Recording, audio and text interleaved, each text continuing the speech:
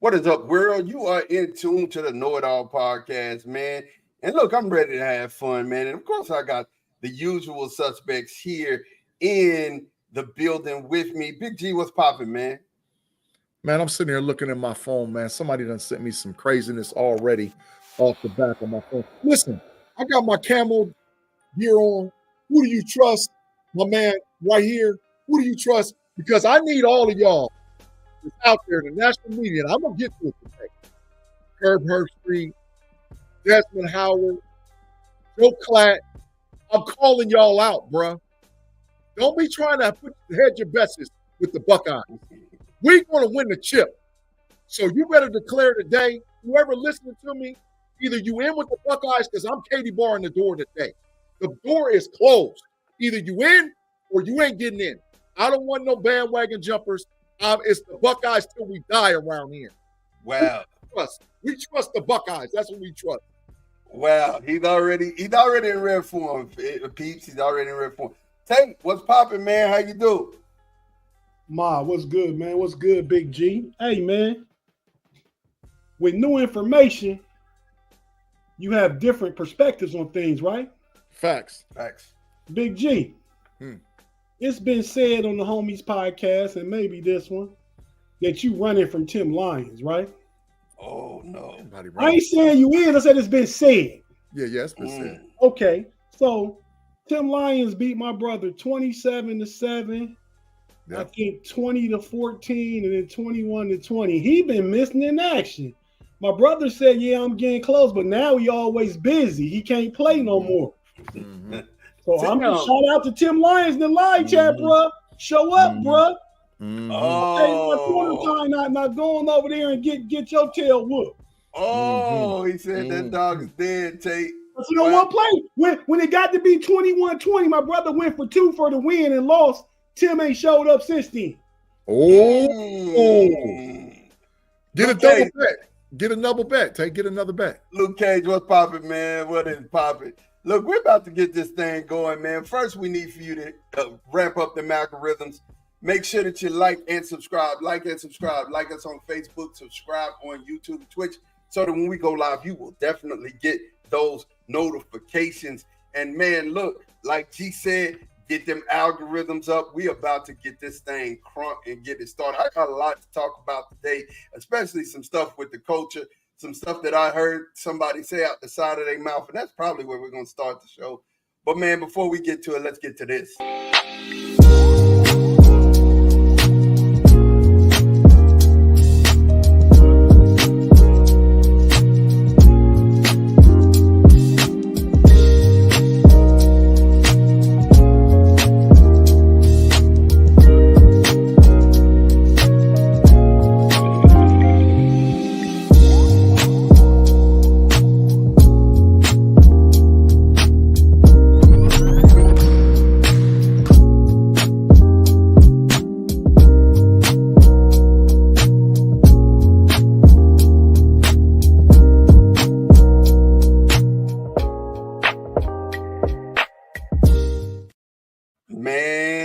Chat is getting spicy.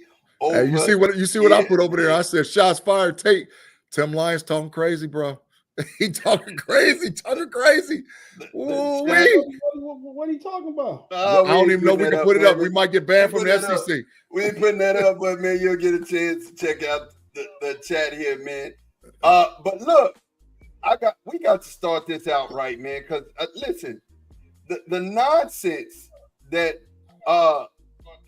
I'm hearing and I've been having to defend all week. This show is for the culture. You know what I'm saying? We do it for sports. We do it for the culture. That's what we do, man. You know what I'm saying? But Z, I'm just gonna play the G. I'm just gonna play the tape, and y'all tell me, man. Y'all tell me what y'all think, man. Listen to that. Go ahead. Chris Brown is in fact better than Michael Jackson. What? Wow. Put Tank in the matrix right now. I don't even want to. Let's start it off right. Let's put him in his appropriate place. Go and put him in the matrix. Tank, there you go right there. You start right there. That's your starting point. Because you are totally lost. Stop it. Go ahead, Mike. Oh, wow. I messed up. What you think about this? Michael Jackson. No, Chris Brown is better than Michael Jackson, bro. Like, help me with this. Not even a chance. I mean, I was listening. It's funny you played that today because I was listening to Tank on with Stephen A. Smith. I don't know when it was, but talking about explaining how LeBron is better than Michael Jordan. And I agreed with Tank on what his take on that, what he was talking about. But this one is absolutely asinine. And Tank is right down the street from me in Clinton, Maryland. We all in the DMV. So if I see Tank out here in these streets, Big G, what you gonna do? I ain't gonna try and box Tank or nothing, man. I'm an old man. He old too, though. He probably in better shape than me. But still, man, I'm gonna like Tank. You done lost your mind. That's right. You lost your mind, Tank. The rabbit, A *** mind. He done lost his mind. There ain't too many cats in music that's better than MJ. He numero uno. Yeah. I don't know that there's any. Big G, talk to me about this, man. What? I mean, talk, bro. Like, this is crazy. Talk to me. Dog, Tank is dumpster juice, dog. I'm declaring it right off the back. For him to be in the industry and say Michael Jackson is not the number one, he's crazy. It's Mike, period. And then to say that Chris Brown, who is a protege, that's like saying Kobe Bryant better than Michael Jordan. That's blasphemy. That is straight blasphemy. That's a good analogy, G. Yeah, there would be no Kobe without Mike. Just like there would be no Chris Brown without MJ. Get him out of here, bro. So, but here's the thing, though. Here's the thing that got me. After this, they went on to say that Michael and Prince really can't sing. Stop that. They said that, when it comes down to ballots, they don't really have ballots because they're just talking. I had a 3-hour argument, you got 3 hours. 3 hours. 3 hour argument. You wasted your time, bro. I did. But at the end of it, listen, I had to defend music. It was just bad. I mean, they were telling me that Gerald Levert and his daddy are real singers. Johnny Gill is real singer, but Michael and Prince do more talking than they do singing. So you know how when me and Tate feel now, and it ain't no fun when the rabbit have the gun, because we've been trying to tell you forever that LeBron is the GOAT, and you ain't trying to hear it. You just argue for 3 hours with some dudes that ain't trying to hear it. Well, now you know how I feel. It was dudes and girls, so this was they a don't mixed know. Audience. It was a mixed audience. But I will say it was more than one person saying Chris Brown is better than Michael Jackson. It's Gen Z. It's all of it, right? And I'm talking. You said Gen Z though. That make a difference. I'll be in the art barbershop arguing with these guys every week, and they're like 34, 35. They said that Magic Johnson is trash. They said Troy Aikman was trash. They just be coming with all. No, they call them bums. That's what they did. Yeah, and it's sad to hear this because I'm like, y'all don't really appreciate music if you think that. First of all, Prince, who has he can sing in any octave. Number one, you know what I'm saying. And you're acting as if he can't sing, and then Michael Jackson, you're saying he don't have ballads. The Lady in My Life, Human Nature. I mean, you know what I'm saying. Those were all ballads. I don't get where you could, or She's Out of My Life. A ballad. We'll take that. Pick a sign. Pick one. Which one you want? You got 1 through 5. Which one you want? Go behind door number 4. Door number 4. Dumpster fire. For all those people that was talking all that mess, get them up out of here. Dumpster fire. Put them in the matrix. Everybody who said it, put them in the matrix right now. Whoever said it, put them in there. Listen, they're done. There's nothing to even talk about. Mike is the GOAT. Michael Jackson is the GOAT. Gary, Indiana, Michael Jackson, the GOAT. Stop it. Yeah. Stop it. We got that. We got that. But now let's get to sports, man. Listen, FSU, Florida State went down to Ireland. They were in Ireland, and they went to Ireland, and they ended up playing Georgia Tech. If this is any indication of how college football is going to be this year, wow, what a game. Mm-hmm. What a game. G, tell me what you thought about this game, man. Well, first of all, for all y'all that don't watch me on the Level Up College Football Podcast, me and Andy P last week did a prediction show for week 0, and I picked Georgia Tech to beat Florida State because I knew what they had coming back concerning the running game, and I knew what they had coming back with defense. And I was worried about DJ Uiagalelei being able to have receivers because both of his receivers went to the pros and both of his running backs went to the pros. And I knew that Florida State, as the commentators was hyping it up and saying that they might have one of the best defensive lines in the country, I said, who in the world has CBS been talking to try to say that with them losing those guys that went to the league, they would have that returning defensive line?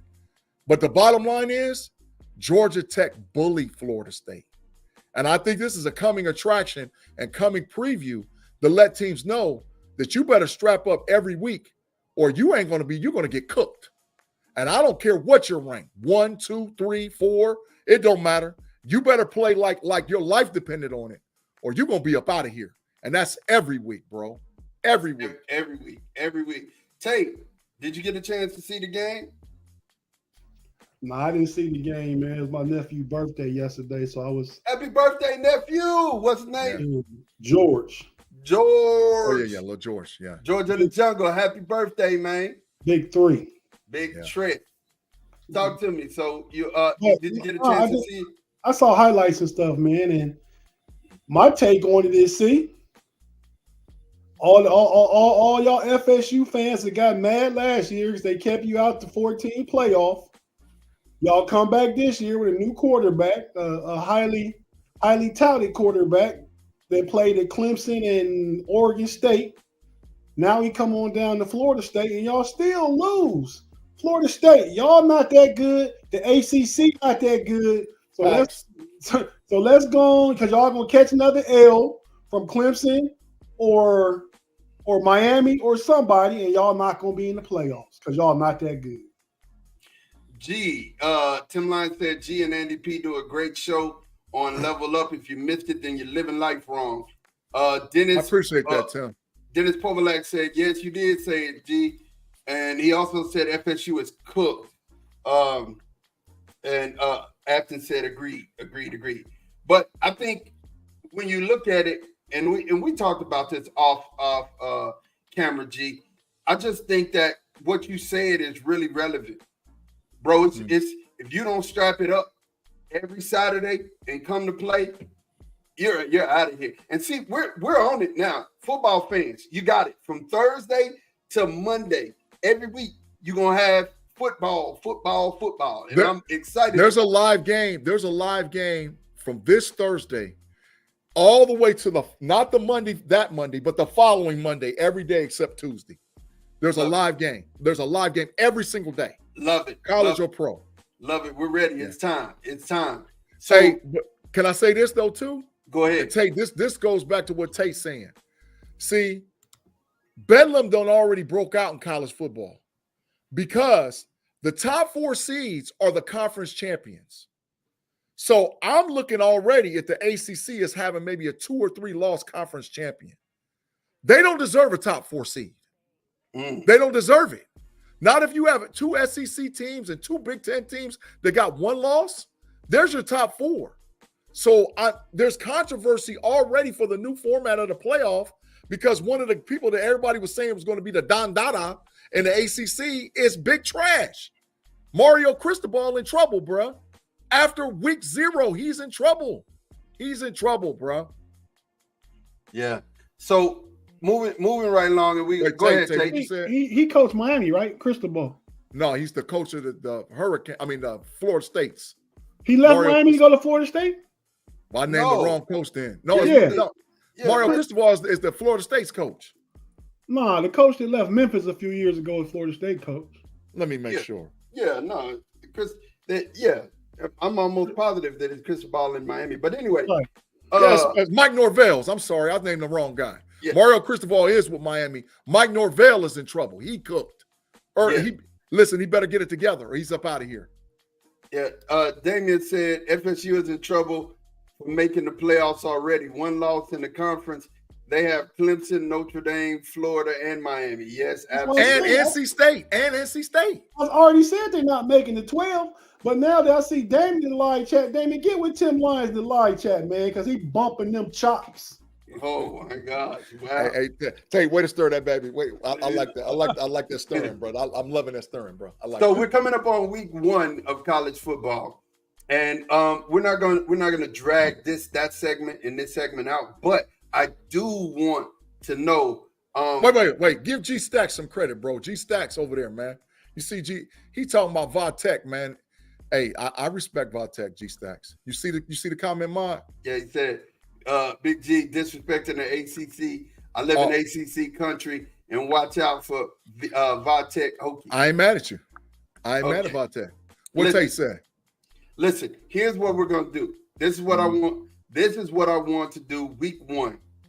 Week 1, G. Do we have any thoughts? Not any upsets or anything. What do we have as our general thought going into college football? Can I say something real quick? Sure, go ahead. G Stacks, ACC,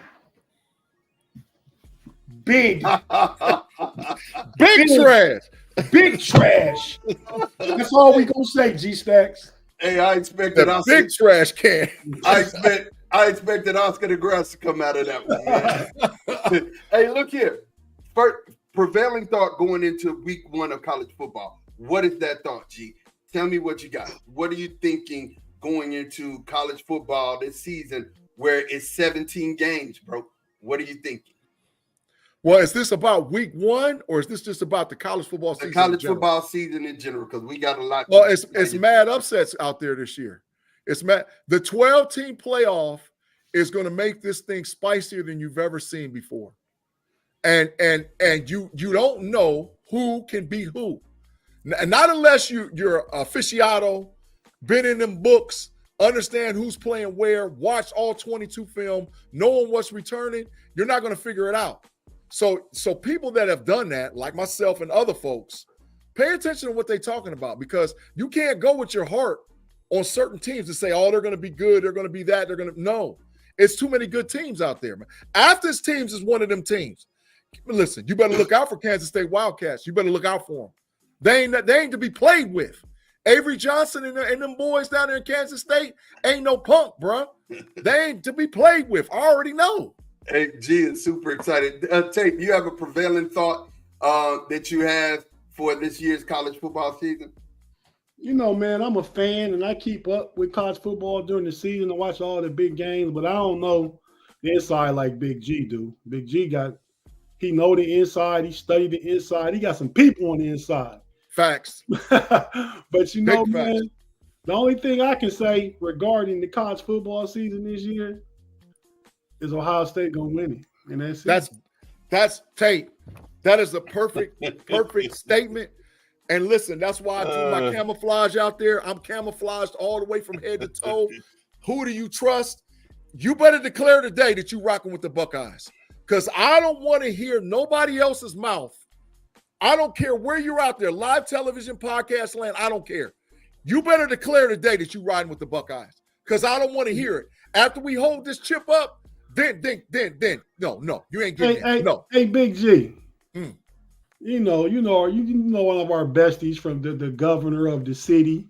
Yeah. The homie Claude said that's a terrible take. I don't know if that was mine or yours. But Claude, when do we play Penn State? I was asking Big G. We play Penn State November 2nd at their crib. It's a whiteout. It's at night game. I got the big schedule right there for all this to want to know there. And I'm going to be putting W's and Buckeye stickers all on this thing as we go down the year. And it's going to be filled up with it. We about two months in a week counting. It looked like I saw in the live chat. Looked like I saw in the live chat that So Damon Tate said some of y'all on record saying that Oregon will win the Big Ten.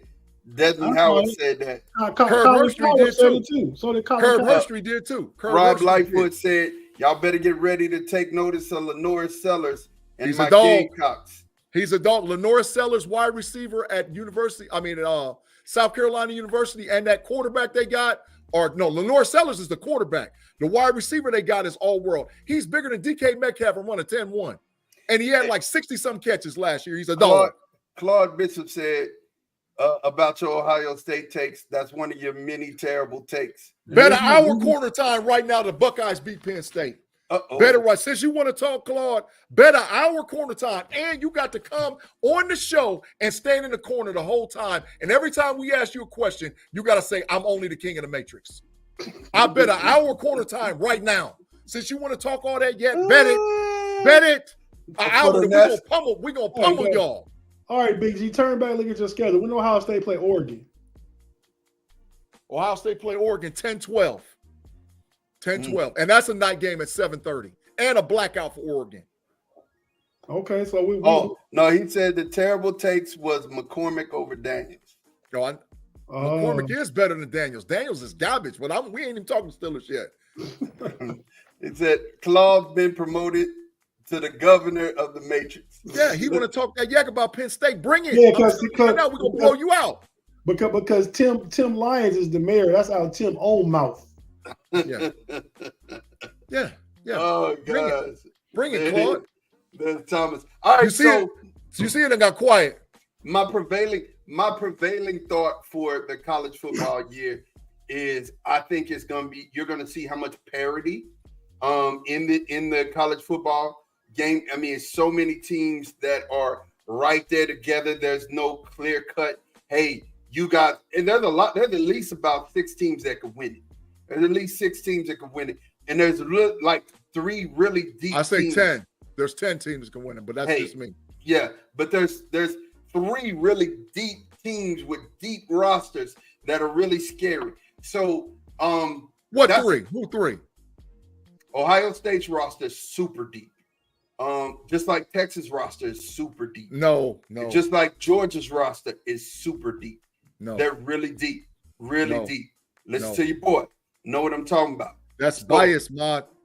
So the last thought here is the NCAA is slowly but surely losing their footing as it becomes to college athletics.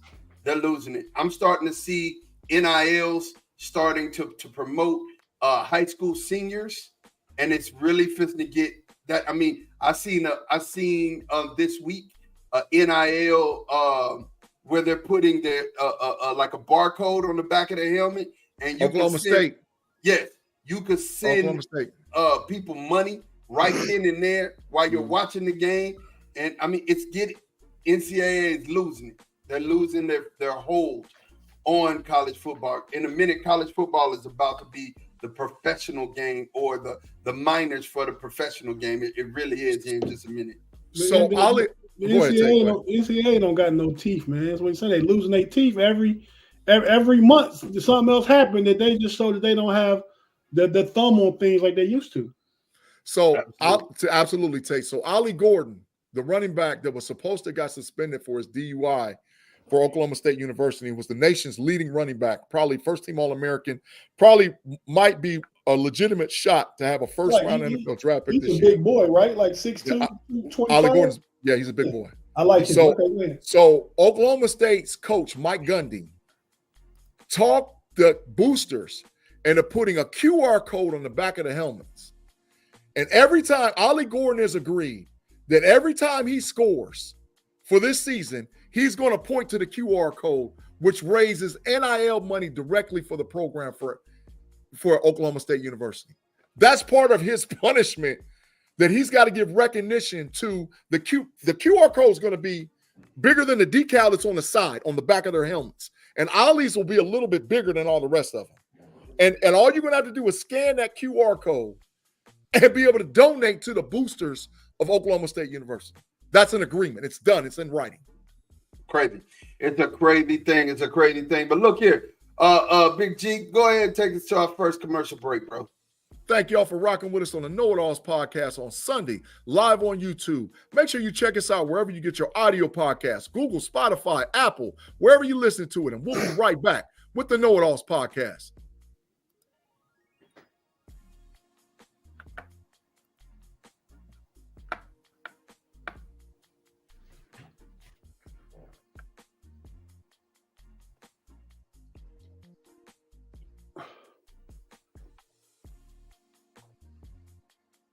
And we're back, you guys, man. Look, we have now got to the end of preseason NFL football, right?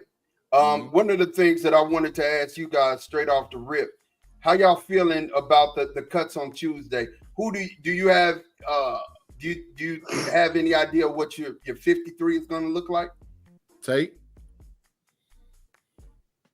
Yeah, I mean, it's tough. I got fit 49 for sure. There's only 4 that can swing either kind of way. Few players that could be, just like the NCAA tournament, could be first in, first out on that bubble.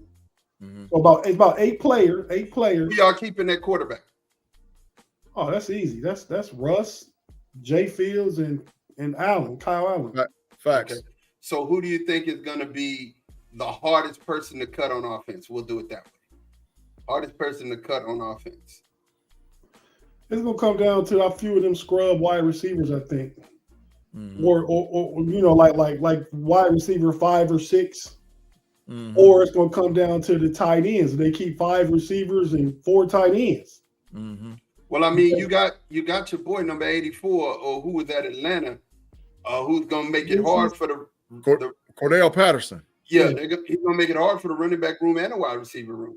Nah, he made the team. He made the team on Saturday. He's gonna be the 3rd running back and probably the 5th or 6th wide receiver. So he actually helps. He's 2 players in one. Mm-hmm. And a return. Just like on return. Just like on defense, DeMarvin Leal is 2 players in one. Mm-hmm. He could be the 4th edge and the 5th or 6th D lineman. Mm-hmm. Texas A&M kid. Oh yeah, so get that in there, man. So I think the toughest position gonna be the tight end position, man. Because you look at Freiermuth, Darnell Washington, Connor Hayward, the dude that played for Arthur Smith in Atlanta. What's his name? Big G, Michael. Yep. And you got Rodney Williams is there. Rodney Williams is there too. Yep. 5 tight ends, 4, maybe only 3 spots.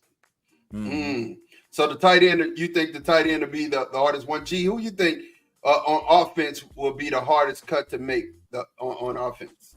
Well, a lot of this depends on who we put on the IR and the PUP list, because we found out today that Dylan Cook is going to be out for several weeks based on a foot injury. We already know that Herbig is going to be out for several weeks based on his shoulder. So the IR and the PUP only counts at so many positions.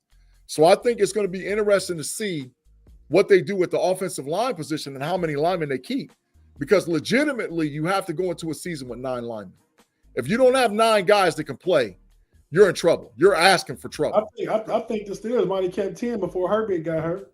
Yeah. So I think those offensive line cuts are going to be. I mean, I know for sure now that Dan Moore Jr. is going to make the team. I know for sure now Spencer Anderson is going to make the team. But I'm looking around and seeing like, okay, who are going to be the other guys that's going to make the team? McCormick make 8. Yeah, but I think you need 9 and possibly 10. And with Cook and Herbig being hurt, it's hard. It's hard to see what other offensive lineman is going to make that team, man. Well, after I'm about to swing to the defensive side of the ball right now. So she said, does having Wellsoff affect how many linebackers we keep? No, I don't think so. Tate, do you think? Nah, I don't think Wellsoff makes the 53. I think he's practice squad. Mm-hmm. Yeah, I agree. I look for it to be Roberts, Peyton Wilson, Patrick Queen, Herbig, Highsmith, TJ Watt, Moon, and what's the youngster, Kev, the outside linebacker that's been playing his heart out? Kyron Johnson. There it is. There's your linebackers. Okay, so let me Peyton Wilson. Mark Robinson out of here. I think he's gone. If we put Holcomb on the IR PUP, that counts against it. So maybe they can try to stash Robinson on the practice squad, but I don't know, Tay. I don't know. Is Wilson hurt? Is Wilson still hurt? Peyton Wilson, he just had a concussion. He's good. He was okay. He didn't play yesterday, but he's all right. Yeah, he's good. All right. So hardest position to make cuts on. Who's the thickest position on defense? DBs, corners, and and safeties. Tate, you agree? Because I think the defensive line is going to be easy. I'm kind of torn with the defensive line, man. Why you say that? Because I think that might be the toughest one. Oh, I mean, what did they do with Lowry? Oh, I know. And Logan Lee too. Logan Lee. Let's talk about you got Cam, you got Obi, you got Keanu Benton. Yep. Then you got Loudermilk. You got Montrezl Adams. DeMarvin Leal. And he's two spaces, so yeah. See, DeMarvin Leal could be the fourth edge. He could be. And then that limits the amount of outside linebackers they got to keep. Yep. So now we got 6 already that you named, and you still ain't talked about Lowry. Yep. Logan Lee, and I'm missing one. So yeah, I think they might keep 7 D linemen, man. Yeah. Yeah, but the DB is gonna be hard too, Tay. So the DBs are hardest to cut. You think any of these guys that get cut will be picked up on somebody else's roster? They're that good, or you? If the Steelers are smart, they'll stash 2 or 3 DBs on that practice squad. If they're smart, based on Ryan Watts' injury. What Mod is saying is somebody could pick him up off the practice squad. I know, man, but if Ryan Watts wouldn't have got hurt, I think he would have made the 53 take. I think he would have. I think he would have. And you still can put him on IR that don't count against the first 53. Then when he come back, you just got to move somebody to practice squad and then elevate him. Yeah. But because of Ryan Watts play and because of Beanie Bishop play, it made it hard on all the veterans, man. Do we agree they keep 10 defensive backs overall? Oh. Yeah, I agree with 10. Who are they? Minka, JPJ, KZ. No, don't go all over. Do the corners first and do the safeties. So Jackson, JPJ, Trice, Rush. Those Rush makes it? Rush makes the squad. There's 4. Then you got KZ, Minka, Elliott, Killebrew. That's 8. We got 2 spots. Beanie Bishop's 9. Oh, Tate, it's getting tight. It's getting tight, man. Because I think Watts would have made the team. So I don't know. I don't know about that last spot, bro. I don't disagree. I mean, Killebrew is useless in the secondary, but he's special teams captain. Yeah, he's the captain. He's going to make the squad. Well, you got Minka Elliott, and you got KZ. The safeties that will play. Yep. Oh, then you still got Cam Sutton. Yeah, but he don't count until he come get back from suspension. Right. Yeah, I don't know, man. I don't know. That's a hard 10. That's a tough 7 up front. I don't know. It is. It is, man. It is. Oh, yeah. I listed Corey Trice. Yeah, Corey Trice making the squad. Ain't no ifs, ands, buts about it. Oh, and to answer one of the questions earlier, he just had a stinger in the shoulder. He's fine. Corey Trice going to start next year. They're going to let Jackson go. Jackson on a 1-year contract. I can see that happening. Jackson gone. He make about $11 million. James Daniel will be gone next year. I'm talking about guys under contract is going to be gone. Yep. And they're going to plug in McCormick and Trice and save some money that way. Yep. Maybe Herbig too. And I still think overall, Justin Fields will be the quarterback of the Pittsburgh Steelers will be going into the 2025 season. Well, Tomlin said he making his decision Friday or this week. I actually watched the press conference. On the starter this year. I said going into next year. Oh, yeah. Rob Lightfoot said Rush ain't – Rob, Rush going to make the squad, dog. What is you talking about? There's a world I can see Rush not making it. That's what I was thinking, too. That would be the bananas.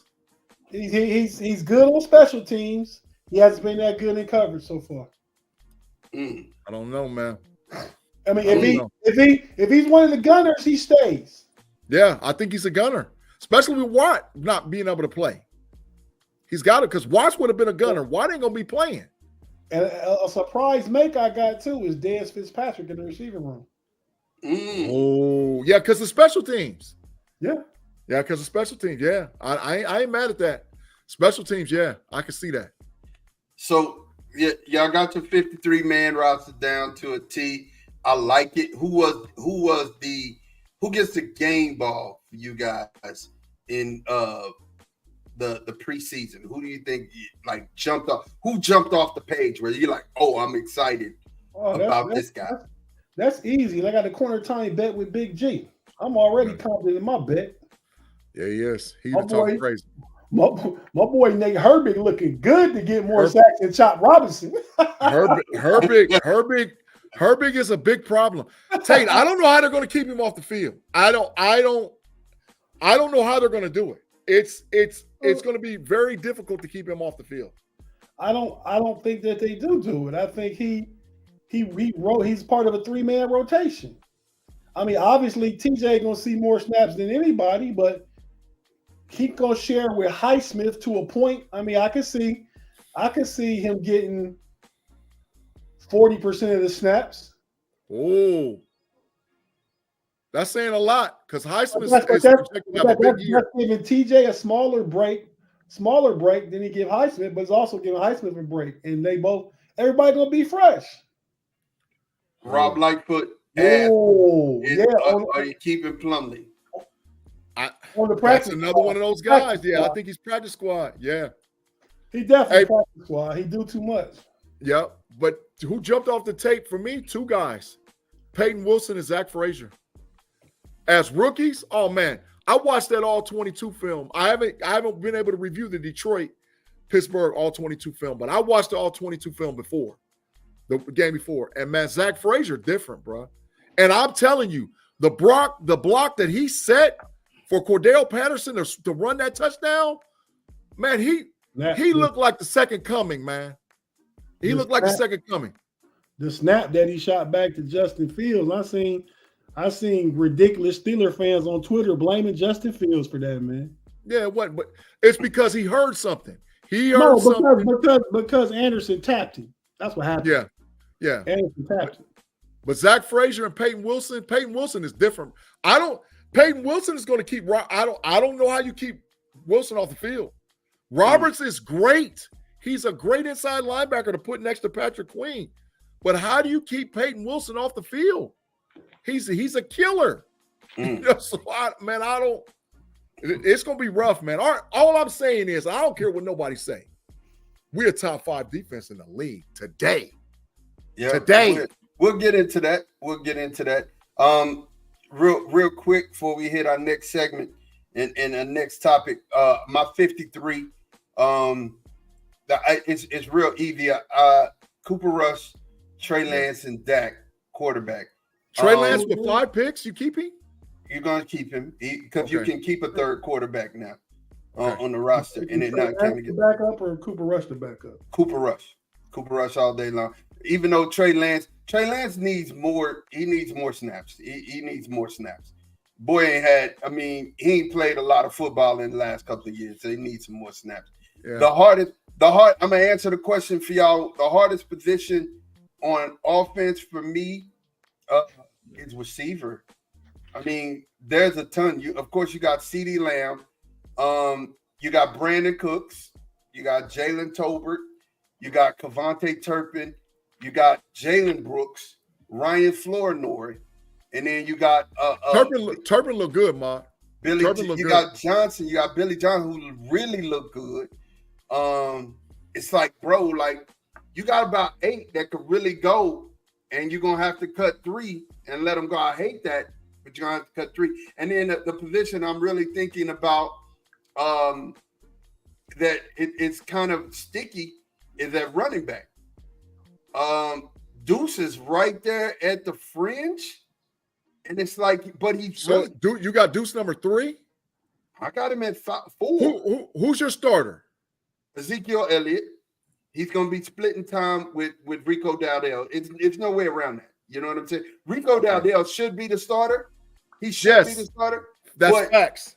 But you're going to be splitting time with Zeke because he's Zeke. You know what I'm saying? And then Royce Freeman is a truck. Oh my God. Freeman, that was a good pickup for y'all. He's a truck. I mean, you know what I'm saying? So, definitely you got Deuce Vaughn and Hunter Lipke. Hunter's our fullback, so you got to keep Hunter. That's the kid from North Dakota State? Yes. So yeah, he's nice too. You got to keep him. But Deuce has been running, bro. Deuce has been running. Like I said, it's a hard cut. And I think somebody's going to the practice team, but I think Deuce makes it because of the returning, his return ability. He can return. Let's just tell the truth. Deuce makes it because his daddy's the coach. Nah, he can really. I mean, Deuce can ball. Deuce dad is the coach, brother. Some politicking going on behind the scenes, man. We know how football go. Deuce dad done talk about, listen, man, what you need? What you need? My son on the squad, dog. My son on the squad. Rob, yes. Cooper Beebe is gonna be our starting center. He better. Shout out to Afton. Cooper Beebe is starting, and so is Guyton. Guyton is gonna start on at tackle on the right side, and then you're gonna have Tyler Smith on the right side as a guard, and you have Zach on the left guard. Time out. Tate, look what Lamar Thomas said in the live chat. What do you say? There to go right there. Look at that. Y'all ranked 21st in total defense last year. They'll be top 5 defense. There's nothing. But what we was 6 in scoring defense though. That's what really mattered. 6 in scoring defense. I care about any yards. Don't mean nothing to me. If they drive down the field, you home to a field goal. You got a good defense. You're right. What's up, JC? That's for the Brownies. Tate, that's for the Brownies, Mod. That's for the Brownies. Yeah, he said Steelers D is top 5, 8 this year. But look, so like I said, on offense, that's the position I think is really hard for me. The wide receiver room and the running back room on what we're gonna do. Defensively, you know what? There's another good tight. I gotta say this, there's a good tight end that is gonna be dropped. We're either gonna drop Peyton Hendershot or we're gonna drop Stevens. And either one of them is going to be a good pick. Ain't no way in the world y'all going to drop Stevens, man. We shouldn't. We shouldn't drop Stevens. Listen, if y'all drop Stevens, even though our tight end room is loaded, Pittsburgh need to be on the horn to get that boy. Hey, Stevens is a dog. Stevens is a dog. I'll watch him play. I'm taking Ferguson in the fantasy draft. I'm just dropping that in there. Yeah. Hey, Jake is going to have a heck of a year. You taking Jake Ferguson, Tate, late? I'm putting some seeds out there. Did you get the email today, Big G? Oh yeah, I already signed in. I gave you a screenshot. I showed you what league you put. Hey man, you send so many texts, man. I don't look at your screenshots and all that stuff, man. That's big trash, Tate. You send too much. Trash. You send too much junk mail throughout the day. That's big trash. He really does, you guys. You don't. Y'all have That's any trash. idea. I mean, in their books, all of them are novels. You know what I'm saying? You got to read them in novels. That's garbage. So defensive line, of course, usual suspects. No surprise here. Micah Parsons, Osa, Jordan Phillips, DeMarcus Lawrence, Marshawn Nealon, Carl Lawson, who we just picked up, Molly Smith. Y'all got Carl Lawson from the Jets? Yeah. We just picked Carl Lawson. They had to go get him when Sam Williams got hurt. They went and got him. Yeah, Williams gone for the season. Yeah, he's gone for the season. And then Linval Joseph, who we just picked up. He's gonna make the 53. That's a stout front seven. Yeah, and then the running backs, Eric Kendricks, Damone Clark, DeMarvion Overshawn, and Marison Leofow. I think Leofow's really going to be good this year. I think, and I'll talk about that here in a minute. Cornerback, this is the room on defense that I'm sad that we're going to lose somebody. Josh Butler's probably going to be on somebody else's roster. He's really good. Just put him on who's number 41? That's Booth. Booth start. No, Kalen Carson's going to start since 41 is Kalen Carson in 41. Yeah, Kalen Carson's going to start in Deron Bland's place. You guys, we lost Deron Bland for 6 to 8 weeks. He had stress fracture in his foot. I can't replace an All-Pro, but I mean, hey, I like what Carson has showed me. You can't replace a lucky season, though. I don't think it was lucky, dog. He done did it twice in a row, man. Twice in a row. So, I mean, he'll be back when it matters. Outside of this question to you, Ma. Outside of Deion Sanders, who the best cornerback ever played for Dallas Cowboys? Everson that Walls. Ain't even no question. Never. Everson Walls to me. Never. To me too. I like Everson Woodson. Walls. Now he was the safety. He was a safety, man. Oh, okay, well, I'm wrong then because Darren Woodson was a dog. And you said it with so much passion. Darren Woodson was a dog. He's in that circle, bro. Yeah, definitely. So again, is Everson Walls a Hall of Famer? Go ahead, Ma. No, he's not. He's not, and that's sad. He probably should do. Kellen Carson, they call it seatbelt, man, and he does his thing. But CJ Goodwin and Deron Bland are on IR, so those will be the ones that won't count against us. But I'm just saying we're going to lose at least 2 or 3 good cornerbacks. And then, of course, Malik Hooker, Donovan Wilson, Marquise Bell, Israel Mukuamu, and Wanye Thomas. We got a strong safety room. Malik a dog. Yeah, and I just ain't saying that because he's a Buckeye. Malik's actually nice. No, he's nice. He's nice. So, hey, so Matt, I got a question. Uh-huh. Y'all going to start 2 rookie offensive linemen, just like we're going to start 2 rookie offensive linemen. Yeah, we're going to start Troy Fautanu and Zach Frazier. Y'all going to start BB and our friend to the show, big boy that played tackle, Tyler Guyton. Mm-hmm. So it's a lot going on for us, because to start 2 rookie offensive linemen is puts a lot of pressure on your offense to have to do what they do, unless the rookies are dogs. And I think both for Dallas and Pittsburgh, I think they dogs. Bruh, I'm just gonna tell you, Afton knows what I'm about to say. Cooper Beebe is a dog. Oh, I wanted it. He is, but our tackle is a higher draft pick, and our center is a higher draft pick. They are. And I'm just saying. I got faith in both of them. I got faith in Cooper. I got faith in Guyton. I got faith in the guys that y'all start. I think y'all running game is going to be at least a whole yard better than it was last year. If not, Tate called it already. Tate, how many yards you said Najee going to average this year, Tate? He's going to average 4.5 a carry this year. Oh.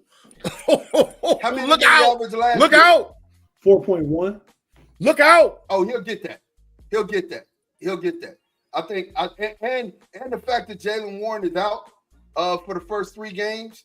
Najee's gonna have the game book. 1. I game thought he 1 was he'll be out back. 3 games. No, game 1. You don't got to rush him back. You don't need him until you come home to the Chargers. Yeah. But hey, man, Everson Walls, Super Bowl champion, 3 first-team All-Pros, 4 Pro Bowls, 3 times led the league in interceptions.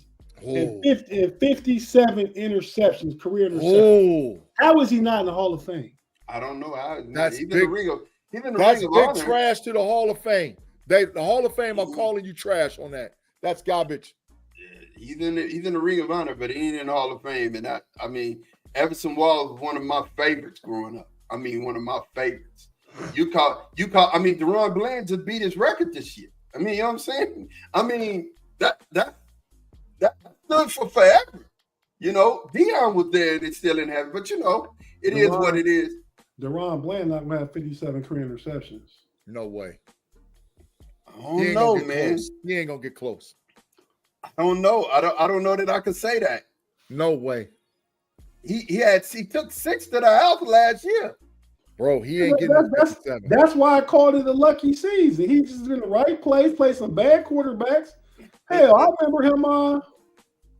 Who was the quarterback? Oh, Zach Wilson, big trash. Yeah. Against the Jets. Did he take 2 to the house in that one?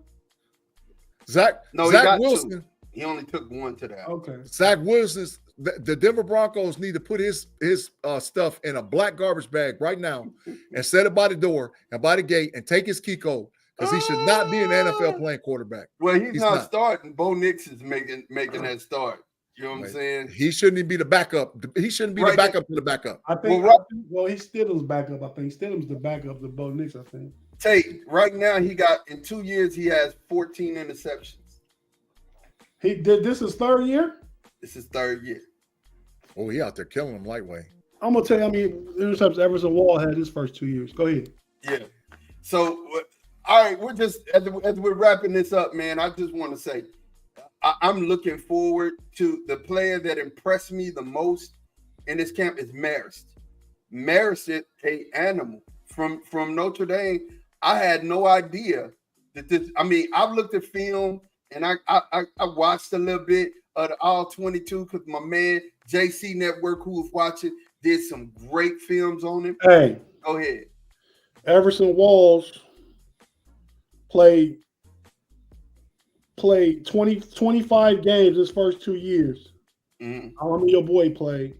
18 interceptions in 25 games. Ooh. Wow. That's a lockdown corner right there, bro. You don't throw that ball over there, you're in trouble. No. You don't do it. You don't do it. Not at all. I'd have to look at that. And Ma should take extra pride in because he's actually from Dallas.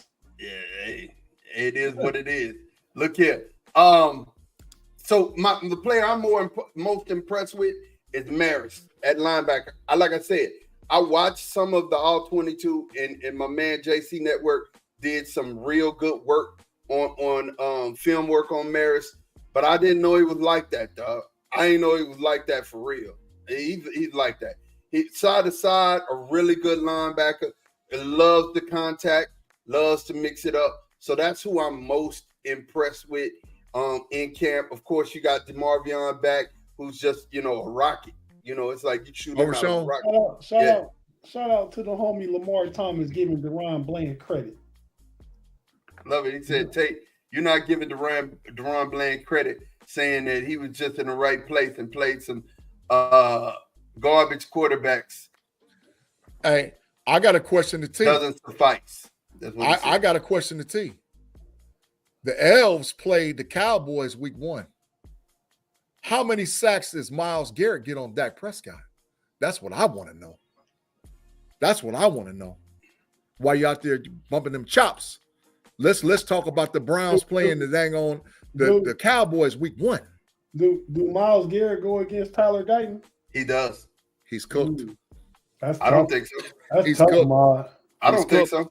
I mean, you gotta think about it. Myles and Micah are comparable, right? Can we say they're comparable? No, I don't know, man. No. I'll say no. Myles got a stolen defensive player of the year. Okay, but can we say Micah and Myles are comparable? No, because Micah's what, 235, 240? Myles Garrett is 290 pounds. As a freak of an athlete, Myles Garrett's on a different level. Yeah, Myles Garrett that's a different type of dude, bro. That's a 6'5", 285, 290 pound dude that's like he's unblockable. 6'4", 272. But my thing is, my point is he's had to go against Micah in practice all year, right? In camp, and he handled Micah. He ain't just, just took Micah and threw him around, but he kept Micah at bay. And I think he'll do a good job stalemating Myles. I think for real. If I was a betting man, I'd say 0.5, maybe. Maybe 1. I don't see it. And that's because listen, hear me out. That's because I think that they'll do most of their damage moving away from Myles Garrett, not allowing Myles Garrett to get to that. Not just because I believe Tyler's going to do a great job. I do believe he's going to do a great job. I just feel like they're going to be moving away from Myles Garrett. What offensive coordinator is not going to do that? You know what I'm saying? Yeah, that's what's the defensive coordinator scheme something up. But Big G, if the over-under for week 1 for Myles Garrett and sacks is 1, what do you take? Over. I think I take over too. Over, man. Myles Garrett is a problem, bro. Myles Garrett is a problem. Yeah. T said it's about the pressures. Sweet T said it's about the pressures. Thomas said it's all about the pressures. Thomas said Micah's the better pass rusher, but Myles does it differently. He does. He does it with brute strength. The boy's a bear. The boy's built like he's just ridiculously big. How's Micah the better pass rusher? We look at their sacks last year. Don't Myles have more than Micah? 14 sacks last year, 42 tackles. Let me see what Micah had last year. Myles Garrett led the league in sacks last year. No, he didn't. Who TJ did? Watt did. Okay. TJ had 19 sacks. Nobody understood how he got defensive player of the year. Yeah.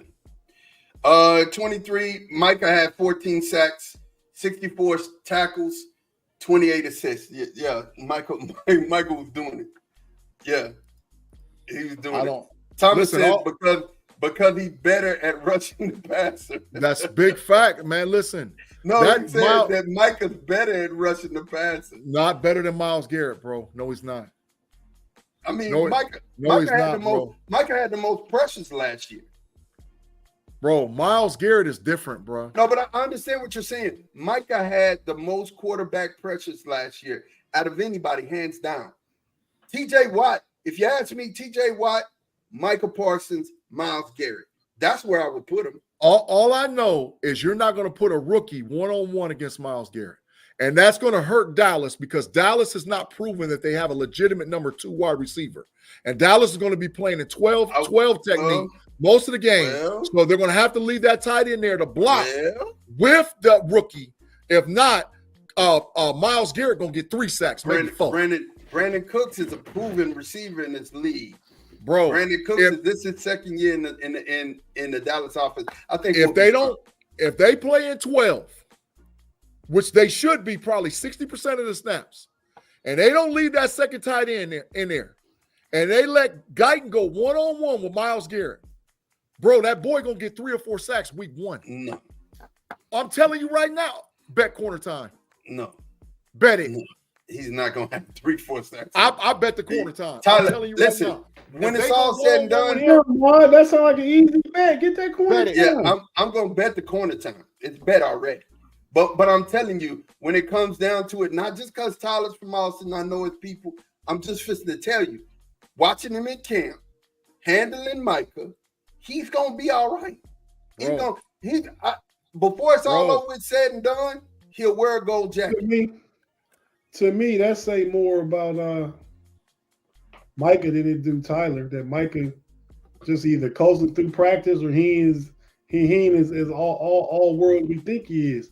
I mean, TJ Watt got handled a few times against Fautanu, our rookie draft pick. But I still think Fautanu gonna have problems with the boy that he's got from the Patriots. Judon. You go with Judon just because he's young, he new. It's going to be a problem. You have to scheme to keep him up off the quarterback. Got to keep the tight end in the whole 70% of the game. The tight end ain't going in no route. He got a block.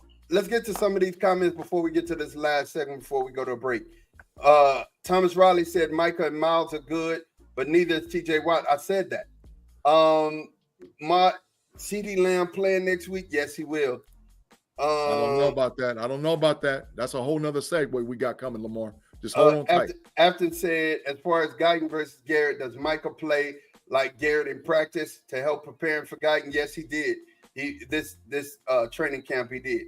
Myles, the best complete defensive end in the league, though, no question. Michael terrible against the run, awful. Rob Lightfoot said, "I'm over here crying, trying to get you to say something about the best DB to lace up a pair of cleats in Dallas. Yes, G." Better than Prime. No, well, I don't know who you're Walls is not better about. than Walls is not better than Deion Sanders. No, not better than Deion Sanders. No, Deion was different. You know what I'm saying? Deion was the best one to lace up a pair of cleats. Period. No. I don't agree with that. Rob Woodson was the best corner to ever play. Deion number 2.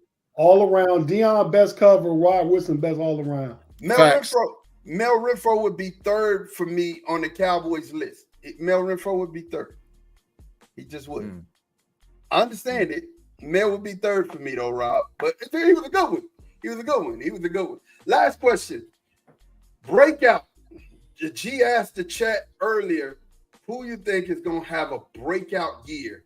After watching all of the preseason games, who do you think is going to have a breakout? I have a list of 3. Right? All right.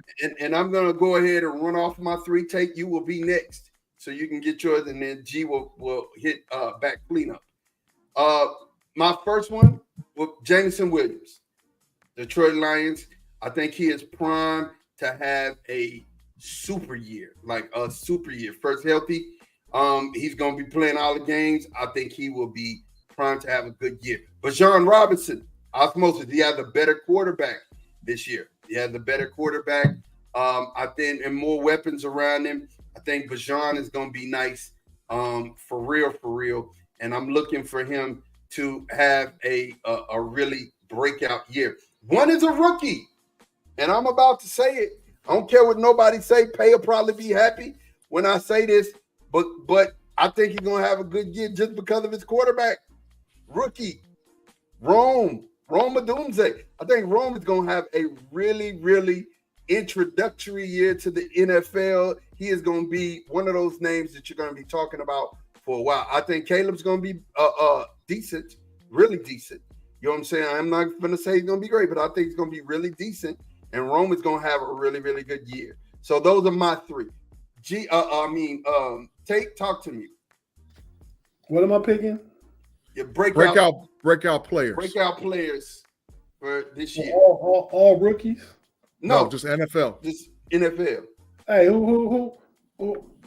If I told you to put in order the amount of interceptions between Everson Walls, Deion Sanders, and Rod Woodson, what order would it go? Rod Woodson, Everson Walls, Deion Sanders. Big G? Facts. I agree. No, y'all, that's right. Mm-hmm. Everson Walls got more interceptions than Deion Sanders. He do? Yeah. And he's not in the hall. I don't understand it. It doesn't make sense. Somebody don't like it. Rod Woodson got 71 of them things, though. Dog, great. The GOAT, the GOAT, bro. And I think one of the reasons why is the man played safety and corner. You know what I'm saying? And when you're playing free safety, you can just roam. And he had ball instincts out of this world. I loved Rod Woodson. I loved him because when they started trying to make me play corner, I was watching him.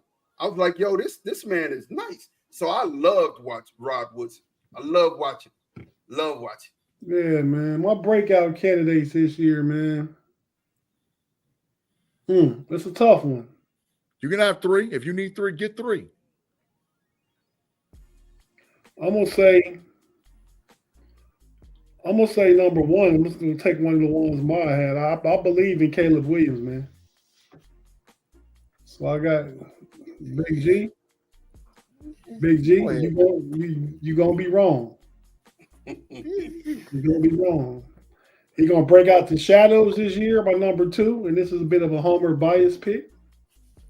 Patrick Queen. Oh. Patrick Queen gonna lead that Steeler defense. He gonna not bounce back. He had an all-pro year last year. But people saying, oh, can he do it without Roquan Smith, this and other? Y'all about to see. He about to have a breakout. And my number 3, another bit of a biased pick, homer pick. I'm going down to the state of Arizona. Oh. That boy, Lil Marv. Lil Marv. Yeah. Lil Marv going to break out, man. That might, hey, Big G. Yeah. And whoever, Sweet T in the live chat, listen, Lamar. I'm drafting Kyler Murray and Marvin Harrison Jr. on my fantasy football team. I bet money you don't get Marv because I'm going to take him before you get him. I bet money you ain't getting Marv. I bet money you ain't getting him. I would have took him if somebody would have let me play, but we won't even talk about that. You know what I'm saying? I bet money you ain't getting that stack. I bet you ain't getting that one. I'm taking Marv early. Hey, Marv, I tried to bring you in and Lamar in last year, but people like B. Dirt and Pay with some of the criers in the league. Think Big G too. Oh, G was one of the main ones. He was a 14-team fantasy league is trash. Look how he looking. A 14-team fantasy league is trash. I'm playing in 2 14-team fantasy leagues, right? And that ain't no fun. That ain't no fun. It just adds to it, Big G. Yeah, that's garbage. I mean, but I get it. You only got 1 chip in the 12-team league, so I get it. I should have too. See, I ain't got time. Just finish with your 3. Finish with your 3. I'm not going there. I named them all. I said Patrick Queen, Marv, and Caleb Williams. Yeah, he named them all. Look, why you looking? Because he don't got no but 1 chip. Because my chip got stole, man. The 10 seasons, only 2 chippers with me and Pay. I got 1 chip. You got 1 chip. My chip got stole. Y'all as brothers can put them together. Then y'all got 2. Tate, did my chip get stole? I don't know if it got stole. Listen, for everybody listening to us, this is what. what happened. I was down 24 points. The guy I played the championship game had no guys left. The last game of that week was the Buffalo Bills versus the Cincinnati Bengals. Joe Burrow had 11 points in the first quarter. They called the game.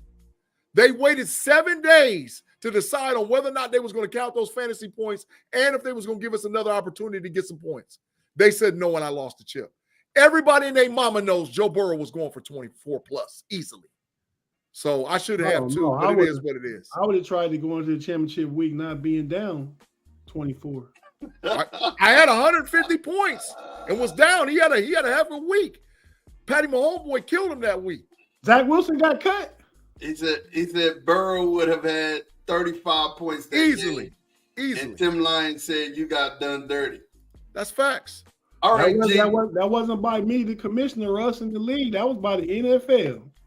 G, pick your three so we can go and break this show up, man. Garrett Wilson, number one breakout player.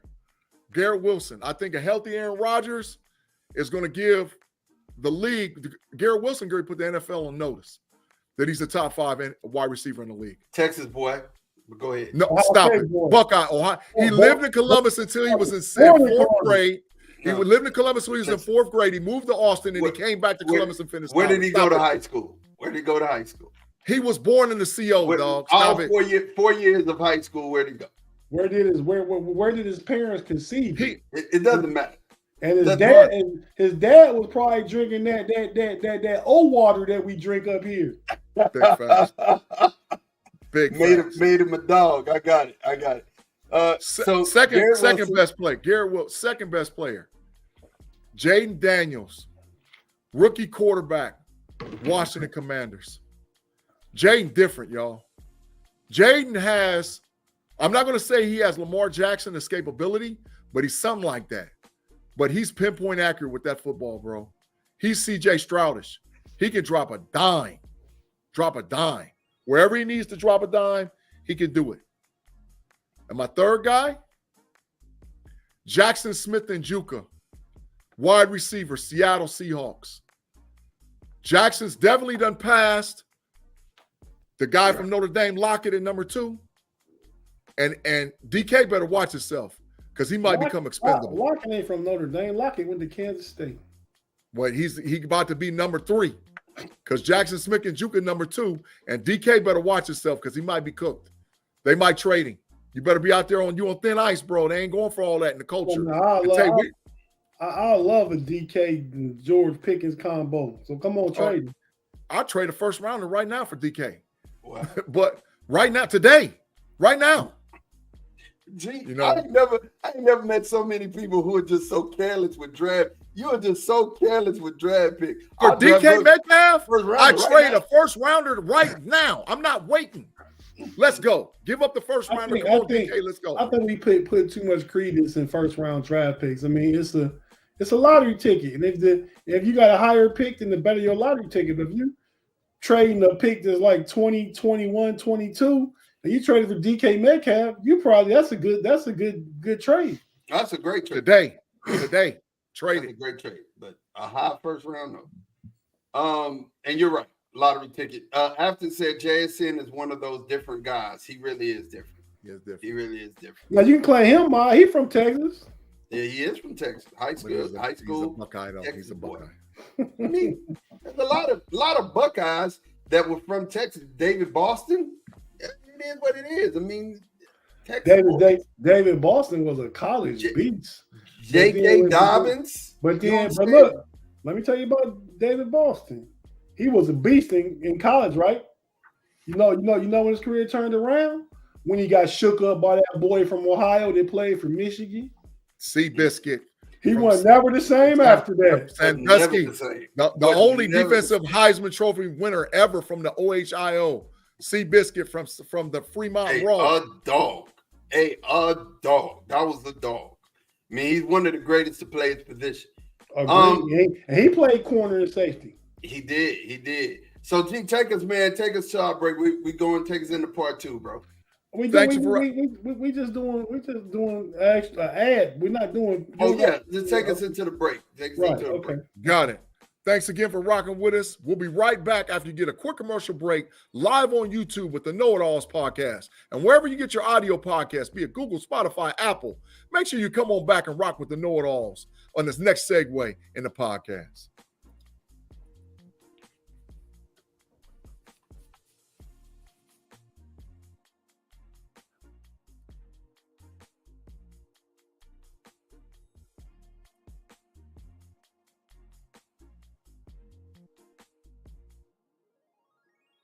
And we are back. Make sure you get those algorithms up, man. Make sure you get those algorithms up. After said, does anyone have an informed opinion on Christian Gonzalez this preseason? Did Christian even play?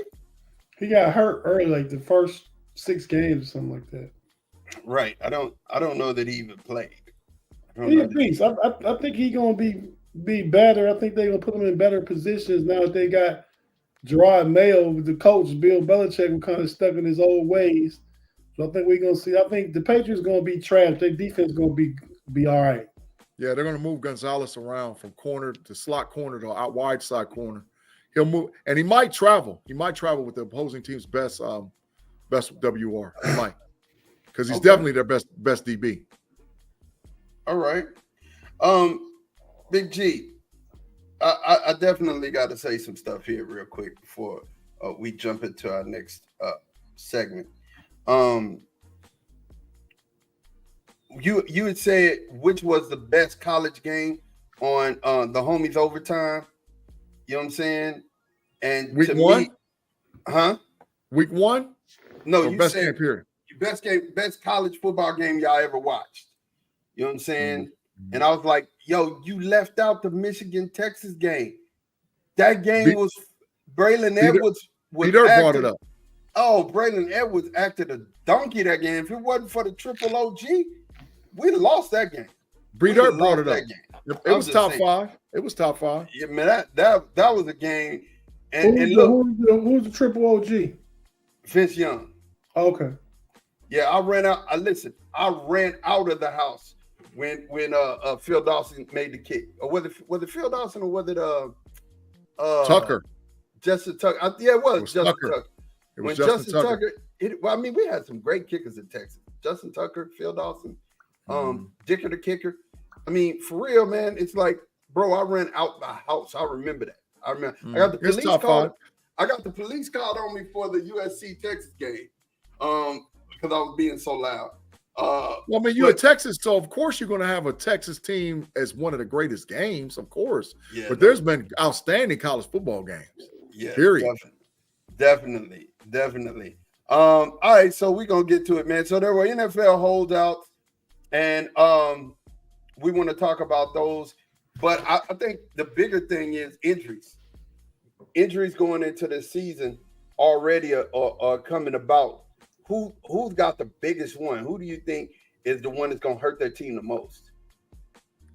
Oh, it's hard to say, man. It's hard to say because I'm gonna be honest. Pittsburgh is hurting if Warren is not going to play to maybe week 3 or week 4.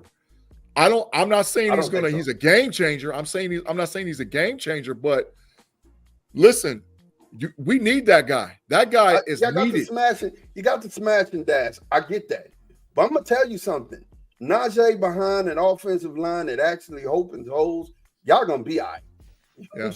I think so too. I think running back is one of the – I mean, we do need them eventually, but running back is one of the more easier positions to plug and play and get over. I can't think of anybody that got a starting quarterback hurt this preseason. Maybe this is the first time ever, Tate. I can't remember going into a season where a starting quarterback wasn't down. I can't remember one. Every year there's always been somebody who didn't play. I think Deshaun Watson going to be back on time for Cleveland. Yep. Rodgers is back. So if I was just saying a player, I think I probably have to say the most curious thing is the holdout between Jamar Chase and CeeDee Lamb. Yeah. And Brandon Ayuk's too. He in the mix in there somewhere. I would. Yeah, San Francisco need him. Yeah, Brandon Ayuk's. Which one of them receivers is going to cost his team 1, 2, or 3 games? Ayuk. I don't know. I think Ayuk is more important to what San Francisco does, because Debo is good. I mean, he's a swift arm. No, Ma, that's bias. That's bias. You got Ma, that's bias. If CeeDee Lamb don't play, you got Kittle. Yeah, it's definitely CeeDee Lamb. If CeeDee Lamb don't play, y'all season over. If CeeDee Lamb don't play, that's big trouble. Yeah, y'all season is over. It's huge trouble. It's huge. That's big trouble. It's huge trouble. I guess I'm not even thinking about it because I do know that he's going to sign. So I'm not really even thinking about it. So you don't know that. You don't know that, Mom. You're right. You If don't know CD that. doesn't play, that's the season for us. You're right. Nobody know what none of these 3 dudes we just named. Nobody knows what Jamar Chase is going to do. Nobody knows what CD is going to do. And nobody knows what Ayuk's going to do. First of all, like I said, I keep telling you, CD has said that he was going to play game 1 regardless, right? He said he's playing. The thing of it is that and down here, and you keep hearing the same thing. They just are not agreeing on years, but the contract's fit to get done. And once CD's contract falls, oh my God, they're gonna break the bank with Jamar Chase. Jamar Chase, they're gonna break the bank. They're gonna break it over. Chase already trying to break the bank. Yeah. And Jamar Chase practiced today, unlike them other 2 guys. He did practice today. Jamar Chase put on the uniform and actually ran out on the field with the Bengals. CD ain't ran out on the field. Brandon Ayuk ain't ran out on the field yet. And it's T-minus and counting. Ayuk traveled with the team yesterday, though. He ain't put a uniform on and played a practice snap yet. Brandon Ayuk ain't did nothing. Jamar Chase asked for 4 year, $160 million. Correct. He won $40 million a year. Top dog. Give me my bread. Yes, and I think that's what Lamb's waiting on. If I had to set a precedence, I think the CD is waiting to see what Jamar gets, because CD's because whether we like it or not, whether you're a Cowboy hater or not, or the truth about the Cowboys, CD Lamb had more productivity than any other wide receiver in the NFL last season. He was the #1 ball dominant wide receiver in the entire NFL. Touches, possessions, throws towards him. He was numero uno, right? So in his mind, I deserve more than Justin Jefferson. I deserve more than Jamar Chase. And I think that plays into a big reason why he hasn't signed. It's the years. It's the years, G. It's the years. He doesn't want to sign any right now. Any player doesn't want to sign over 3 years. Dallas wants him to sign and take 4 years, right? They want to take 4 years. Actually, they want him to take 5, but they're meeting at 4, and it's around 33 is what he's going to end up getting. $33 million a year. I believe that these guys wait to see what the other guys are doing, and it plays a big part in it, because you got to remember, and we said this on the Homies podcast on Friday. For all y'all that didn't listen to it, make sure you swing back around and listen to the Homies Overtime podcast from this last Friday. The statement was made that NFL players are working themselves out of contracts. We've already seen this happen with the running back room. Tate, me, Pay, B-Dirt, we all stated that it's probably WR room is the next one, because wide receivers is coming to the NFL ready to start day 1 and wreak havoc in the league. So these guys might not get another contract. So I'm telling you, that's why I think they're waiting on the bank. And they're playing chicken. All 3 of them are playing chicken with their organizations. They're going to see, because you can't tell me CeeDee Lamb's not looking in Cincinnati, Ohio, not looking out in San Francisco and saying, listen, bro, I'm the #1 production guy. Give me my bread. And that's going to play a factor in it. If Jamar gets $40 million, all bets are off for CD's contract. If Jamar gets $40 million. That's where I got a problem with. CeeDee Lamb is the top 5 wide receiver in the NFL right now, but he's not #1. Facts. You can argue Jamar Chase is better than Justin Jefferson. Facts. Justin Jefferson to put up numbers, but when they went to LSU, Jamar Chase was the man. Justin Jefferson was a second receiver. Mm-hmm. You know? So I see Jamar Chase asking for a little bit more than Justin Jefferson, but he asked for too much. That $40 million too much. But he gonna get it though. Joe Burrow is boy, Tate. You already know he gonna get that bread. He gonna get that bread. Yeah, I agree. I agree with Tate. And then a part of me says, hey, look, NFL players die around 55, 60 at a higher rate than anybody in any other sport. So get that money while you can, take care of your family, and that's what that is. I'm all for the players getting their money, man. But we talking about the difference in you won 40. Well, Jamar Chase could maybe get 40, but if he got 36, that would be fair. He'd be the highest paid receiver in the league. He's trying to shatter the market. See what I mean? CeeDee Lamb should come in somewhere around 33. Yeah. He's like top 5. Yeah, I agree. Damian Tate said Jones is trying to clear the contract so he can sell the team. I don't know. I ain't mad at him. I don't know if he would sell. I would want him to sell. That would be something great in life. Man, you got bread pretty to get them Cowboys. Yeah, he just bought Windstar in Oklahoma. I don't think he wants. I don't think he want to quit. You know what I'm saying? That made and it's a Cowboys branded casino now. So that just took the brand up another billion. You know what I'm saying? To answer Tim Lyons' question, yeah, he ready, Tim. He ready right now. Hey, we got a Jeb Armstrong, man. Got a question, man. He says, should I trade Puka Nacua for Marvin Harrison Jr.? My quarterback is Kyler Murray. Absolutely trade him right now. Yeah, I would too. Yeah, right now. That's a beautiful stack. That's a double up. Ain't nothing like that stack. Trade it right now. And I think Marvin Harrison gonna put up comparable numbers of Puka Nacua. I think a healthy Cooper Kupp is gonna take away from Puka Nacua. He ain't gonna do everything he did last year. Facts. Yeah. So let's do this. Let's do this. Let's talk. Since we were going to talk about that last, but let's go ahead and jump in right now since they're asking these questions. Fantasy. We got that fantasy juice. We got it. This you're talking to 3 champions. One of us got 2 championships. I should be the 2. That's big trash. So, I mean, we're just talking about what is. We're just talking about what is. I can only say what is. All right. So fantasy strategy this year, is it do we go wide receiver, running back, or wide receiver, running back, wide receiver? Is that how we're drafting this year? What is you guys' draft strategy? It depends on what type of league you play in. Well, no, I'm gonna go ahead and ask. I'm gonna ask Tate first. Get your hands back. I'm gonna ask Tate first. He's gonna say the same thing I say. Go ahead. What would be your strategy this year? You going wide receiver, or a wide receiver, running back, wide receiver? Are we going 3 wide receivers, or are we going 2 running backs, 2 wide receivers? I typically go running back first, man. I feel like, to a point, depending on where you pick. If I'm picking 8 or 9, I might not go running back first. But I'm picking top 5. I'm going running back first. Because I feel like wide receivers, man, you can get a team 2nd and 3rd wide receiver that can give you a great season. Facts. You ain't going to get no 2nd, 3rd running back get a great season. Facts. So, I've always built my team around the running back. Last year I had first pick, then won it. I took Saquon Barkley over Christian McCaffrey. My bad, but Saquon Barkley had a decent season. I made the playoffs. Christian McCaffrey was also player of the year, but he also get hurt all the time. He just didn't happen to get hurt last year.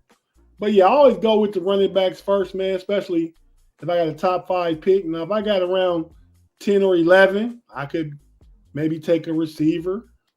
You know what I mean? But yeah, I build around running backs first.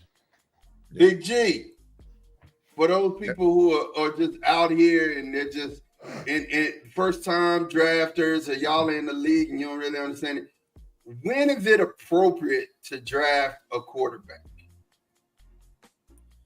So there's only, in my opinion, 4 quarterbacks that deserve a look before your 3rd pick, in my opinion. No, I'm at 5. I take that back. Joe Burrow, Josh Allen, Patrick Mahomes, C.J. Stroud, Jalen Hurts. Those are the only 5, because I wouldn't even pick Lamar Jackson before your 3rd pick.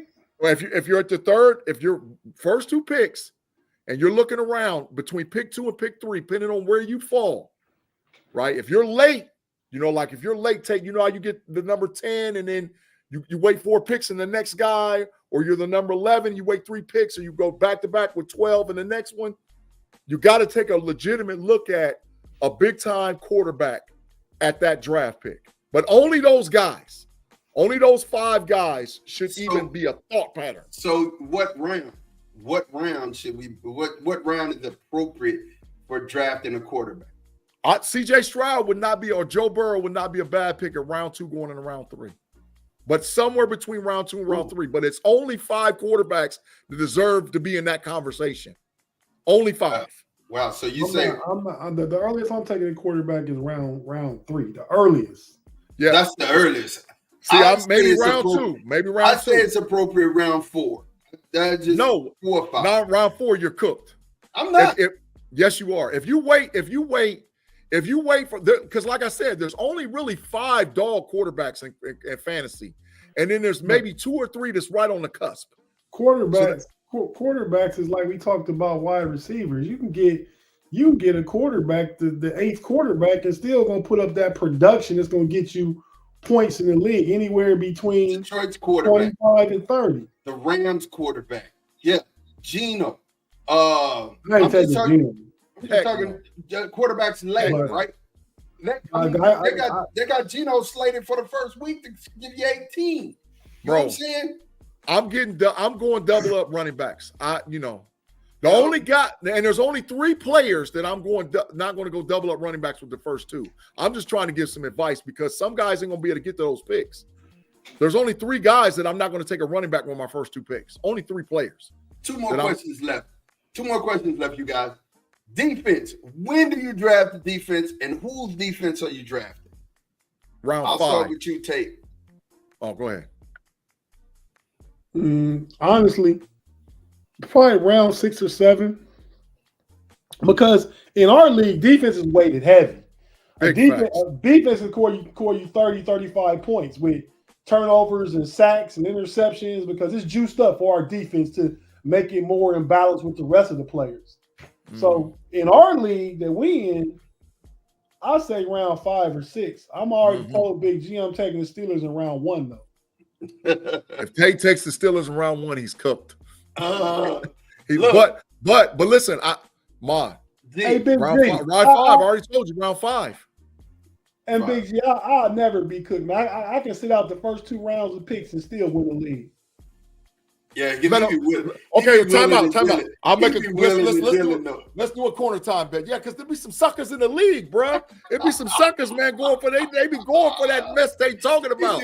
Listen, for all the guys in them deals, bro, all the guys in blood in, blood out, all our league, blood in, blood out. This is our family league. This is what we get on with. Kevin gets no trades. I don't care. I'm vetoing it every time. Because he works dudes to death, bro.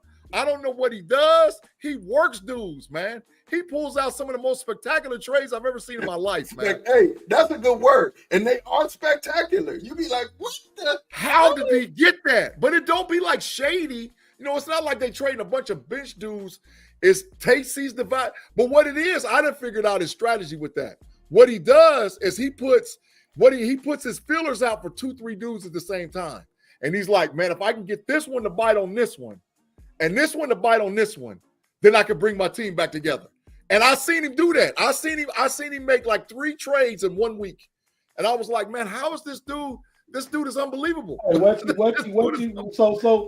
who was the original, me or Omar? You, dog. As far as fantasy, man, you be working cats, bro. I'm telling you, you be on that phone, bro. You don't mess around. You talking about the getting the text and the messages and all whatever else. Oh, fantasy, bro, you about to go neck and neck with me because you're gonna be working that horn. You're gonna be working that horn, bro. I already know. So my last question is, you guys, we all know that running backs. Tate just made a good point. Running back, it's harder to find a productive running back in late rounds than it is in early rounds, and you should early jump on a running back. And there are a plethora of wide receivers out there. I just want everybody to know there are so many wide receivers out there, and like Tate said, the second team wide receiver, it could give you a really good season, right? And then you always have the boom or bust people, like the guy down in New Orleans, I forget his name, wide receiver who just goes ham for 3 or Chris 4 Olave? days. No, he goes crazy. I forget his name.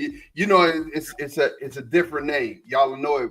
I know it when you say it. But he Marquez Galloway was the dude that used to hit for them all the time, and now he gone. No. I'm gonna tell you. Go ahead, keep talking. Yeah, New Orleans wide receiver. So you can find a boom or bust guy like that, and there's always going to be somebody who steps up that you don't expect. I'm going to give you, and then I'm going to ask the guys. But the most crucial thing in fantasy football is working. Rashid Sheedy. Sheedy. That guy. He hit for like 30 points twice last year. You were like, oh my God. And you were scrambling to get him. But the most important element to fantasy football, team management and managing the wire. Finding out who's out there, watching every game, looking through the stat lines, seeing who's hitting big consistently, and working that thing. Because your original team ain't going to be your end team. And if your original team is your end team, I guarantee you're not winning. So I gotta miss something live on air. That's the most important thing to me. And G, you can have the floor. Kevin Tate is the most wire-watching fantasy football player I ever seen in my whole life. I'm telling that on live air, live podcast. For all that, once again, I'm telling you blood in, blood out, because we got some cousins, Che and them, they don't be paying no attention. They ain't watching that dang on wire. And see, Tate even watches how the numbers go, because if you get a guy this week, the next week you fall to the bottom of the pile. So he'd be like, nah, I'm waiting on this dude. I'm going to wait because I need it where I can double up and triple up and get that top 2 or 3 wire pickup. That dude be watching that wire, bro. So I didn't have to take all of that into account. I'm telling you, I done studied him because I need a chip. I done studied him. I done studied. I understand who my oppositions you agree. are. You agree with what I just said? The wire is the most important thing. Okay. Absolutely. You better be on that wire. You cooked.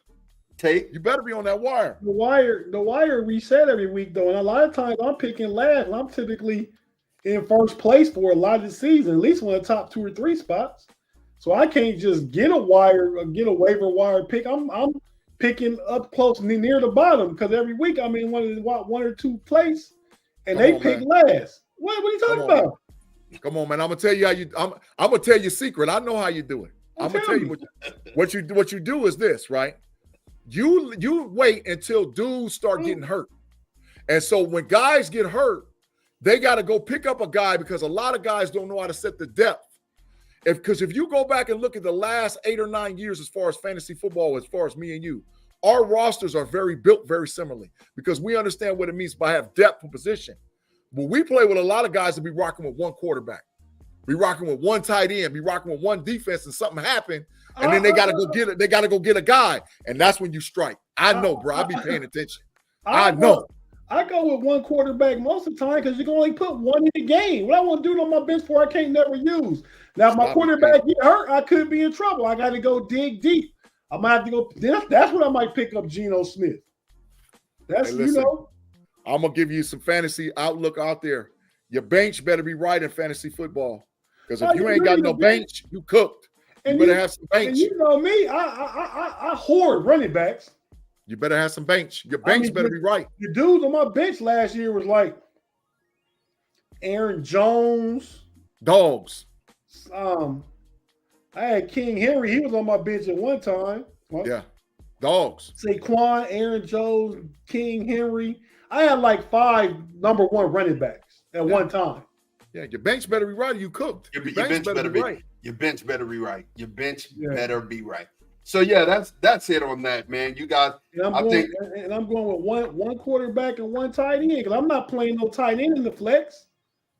When it's time for that my tight end to have a bye, I got to hit that waiver wire. I take whoever the best I can get, and then the next week I'm back with my starter. But I'm not wasting extra bench spots with a tight end or with a quarterback. That's wasted. See, he been to the dojo. He understands how to play fantasy football. Thomas said bench has to be right.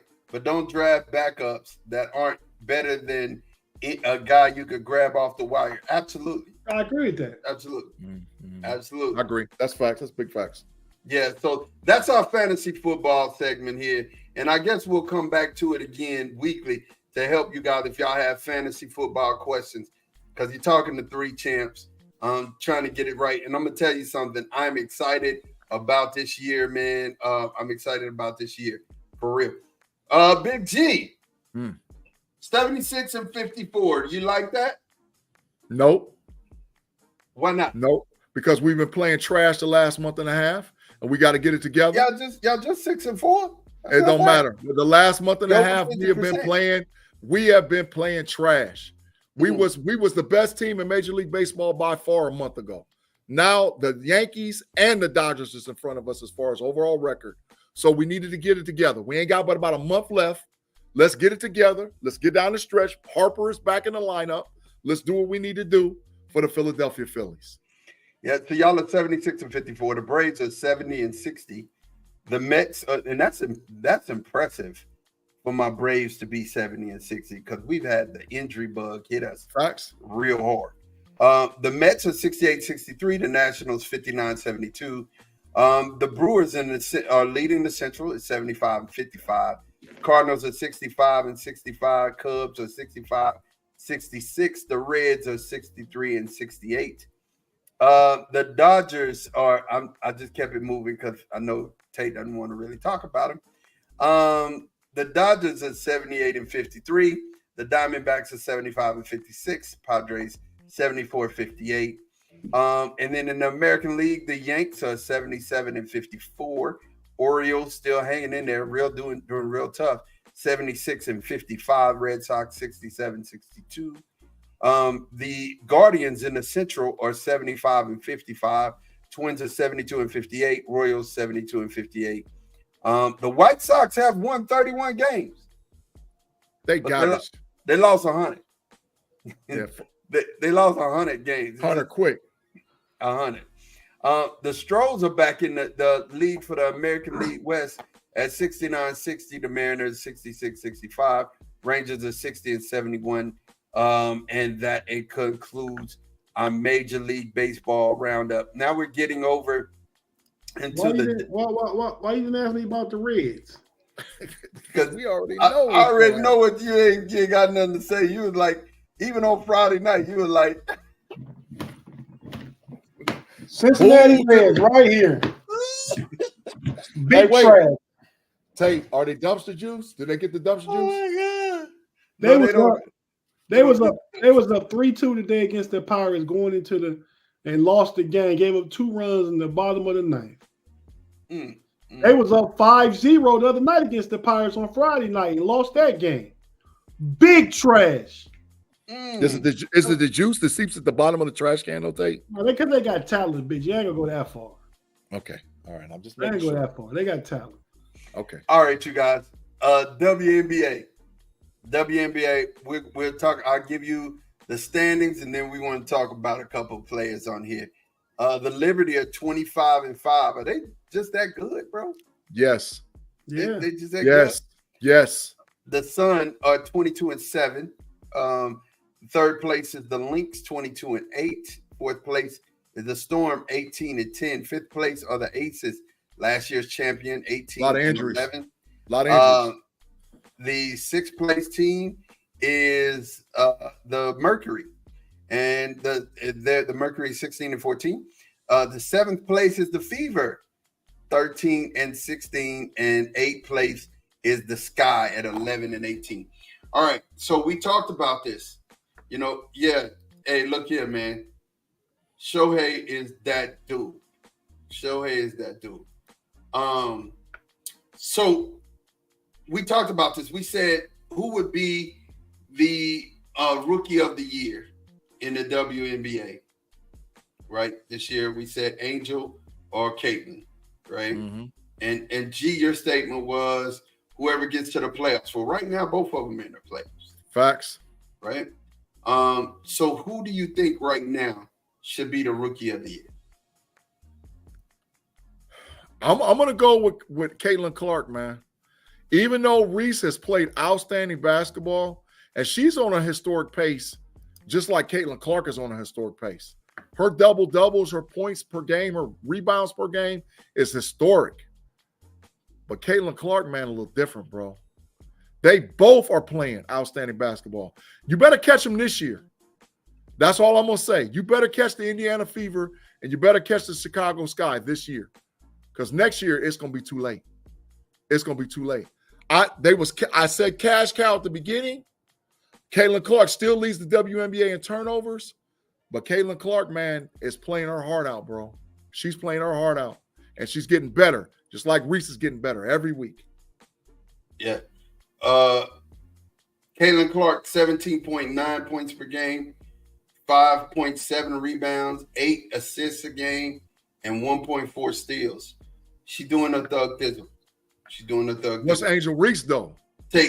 Go ahead, but who do you think is going to be while I pull this Angel Reese's stats?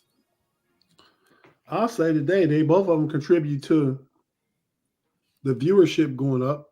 Mm-hmm. It was I know because I looked at it. It was a WNBA game on CBS today. Mm-hmm. Angel Reese and the Chicago Sky versus the Las Vegas Aces. Yep. It was on CBS. Mm-hmm. Midday prime. I mean, no football. CBS don't show baseball, but they didn't latch on to that WNBA, and it's gonna be a profit generator. Mm-hmm. You know, Big G was calling Caitlin Clark a cash cow, which I think she is, along with the biggest one, but along with some of the other young women playing basketball. And I think the ratings are gonna be up this second half of the season, though, since the women's team won the gold and people looked at that and followed that. Now they coming back. I think the second half of the season, the ratings going to be up. Mm-hmm. But that being said, I mean, you said 19, 5, and 8. That's really written all over it. I mean, Angel Reese averaging a double-double. I'm guessing she probably like 14, 11, and probably 2. She's 13.6. 12 14. Rebounds a game, 12. 1.8 assists, and 1.3 steals. 14, 12, and 2. Yeah. But that don't get 19, 5, and 8, though. It don't. It don't.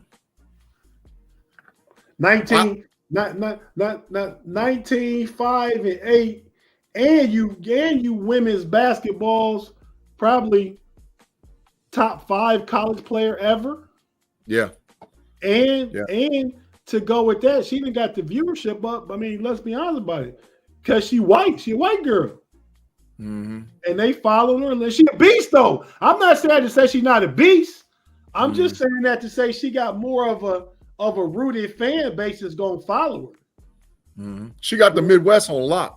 Angel, Iowa, Indiana, Nebraska, whole Midwest on lock. Yeah, she got the Midwest. Ohio, Indiana, like you said, Ohio, Indiana, Illinois, Iowa, Nebraska, Minnesota, Wisconsin, and Michigan is on lock. They are pro Caitlin Clark. She's a dog. Thomas said Angel shooting under 40% as a bug, though. That'll hurt her in the Rookie of the Year voting. That's facts. And Caitlin probably leading the league in turnovers. That's facts. Yeah, she does. She leads by far. It's not even close as far as turnovers. But that splash play, hitting them threes, making full court passes, out there killing them. Yeah, because she opened when she crossed half court. So I'm moving over to Caitlin. Yeah. Rob Liefeld said Joyce Edwards. That's I know that name. She played in the WNBA. I just can't think of who she played for, but she played in the WNBA. But let's do this. So right now, you're right. I ain't even gonna lie. Angel get 12 rebounds. Oh yeah, she's a top female recruit going to South Carolina. That figures, Rob. Hey, we know, Rob. Anything you say about South Carolina, we know they rule women's college basketball. Mm-hmm. We know that. Yeah. Coach Staley is a beast. So here's what big news happened. Maya Moore. They're definitely honoring her, and she getting ready to lay it down. and they gave her some Nikes. They honored her. I like the shoes they gave her. They were platinum. Maya Moore, man, you know, she's one of those greats that, you know, Cheryl Swoops, Maya Moore. She's top 10 ever. Yeah. She's top 10 WNBA player ever. Yeah, talk to me about what Maya meant to the game and what she's done for the game since she's been, you know, in the draft in 2011. Talk to me about that. She was part of the transition. You got to remember the WNBA was going to fold. I mean, they wasn't getting ratings. They wasn't getting people to watch it. They wasn't getting people to respond to it. And one of the players that they gravitated towards and uphold the league during their hardest time for the WNBA was like from 2011 to like 2015, 16. That was hard. They was like, the league is done. And Maya Moore was one of the ones that laid it down for the league and was like, listen, we're not going to let this thing fold. We're going to give you outstanding basketball. We're going to give you the community relationships that you need. We're going to do well with the transition of the league going into a more progressive style versus just standstill basketball, moving the ball around the court. Hey, Maya Moore's in my top 10 all time. Tate, you think the same? I definitely think she's in the top 10, but I pulled up the top 10 list. I'm just going to read down the top 10. Y'all tell me when I finish who you don't think belongs, who you think should come out. Mm-hmm. Diana Taurasi, no. Tamika Catchings, no. Cynthia Cooper, no. They all Maya Moore, in. Lisa Leslie, in. Cheryl Swoops, in. Lauren Jackson. There's the question mark. Sue Bird, in. Candace Parker, in. And Sylvia Fowles. It's between Lauren Jackson and Sylvia Fowles. Who they coming out for though? Who you putting in?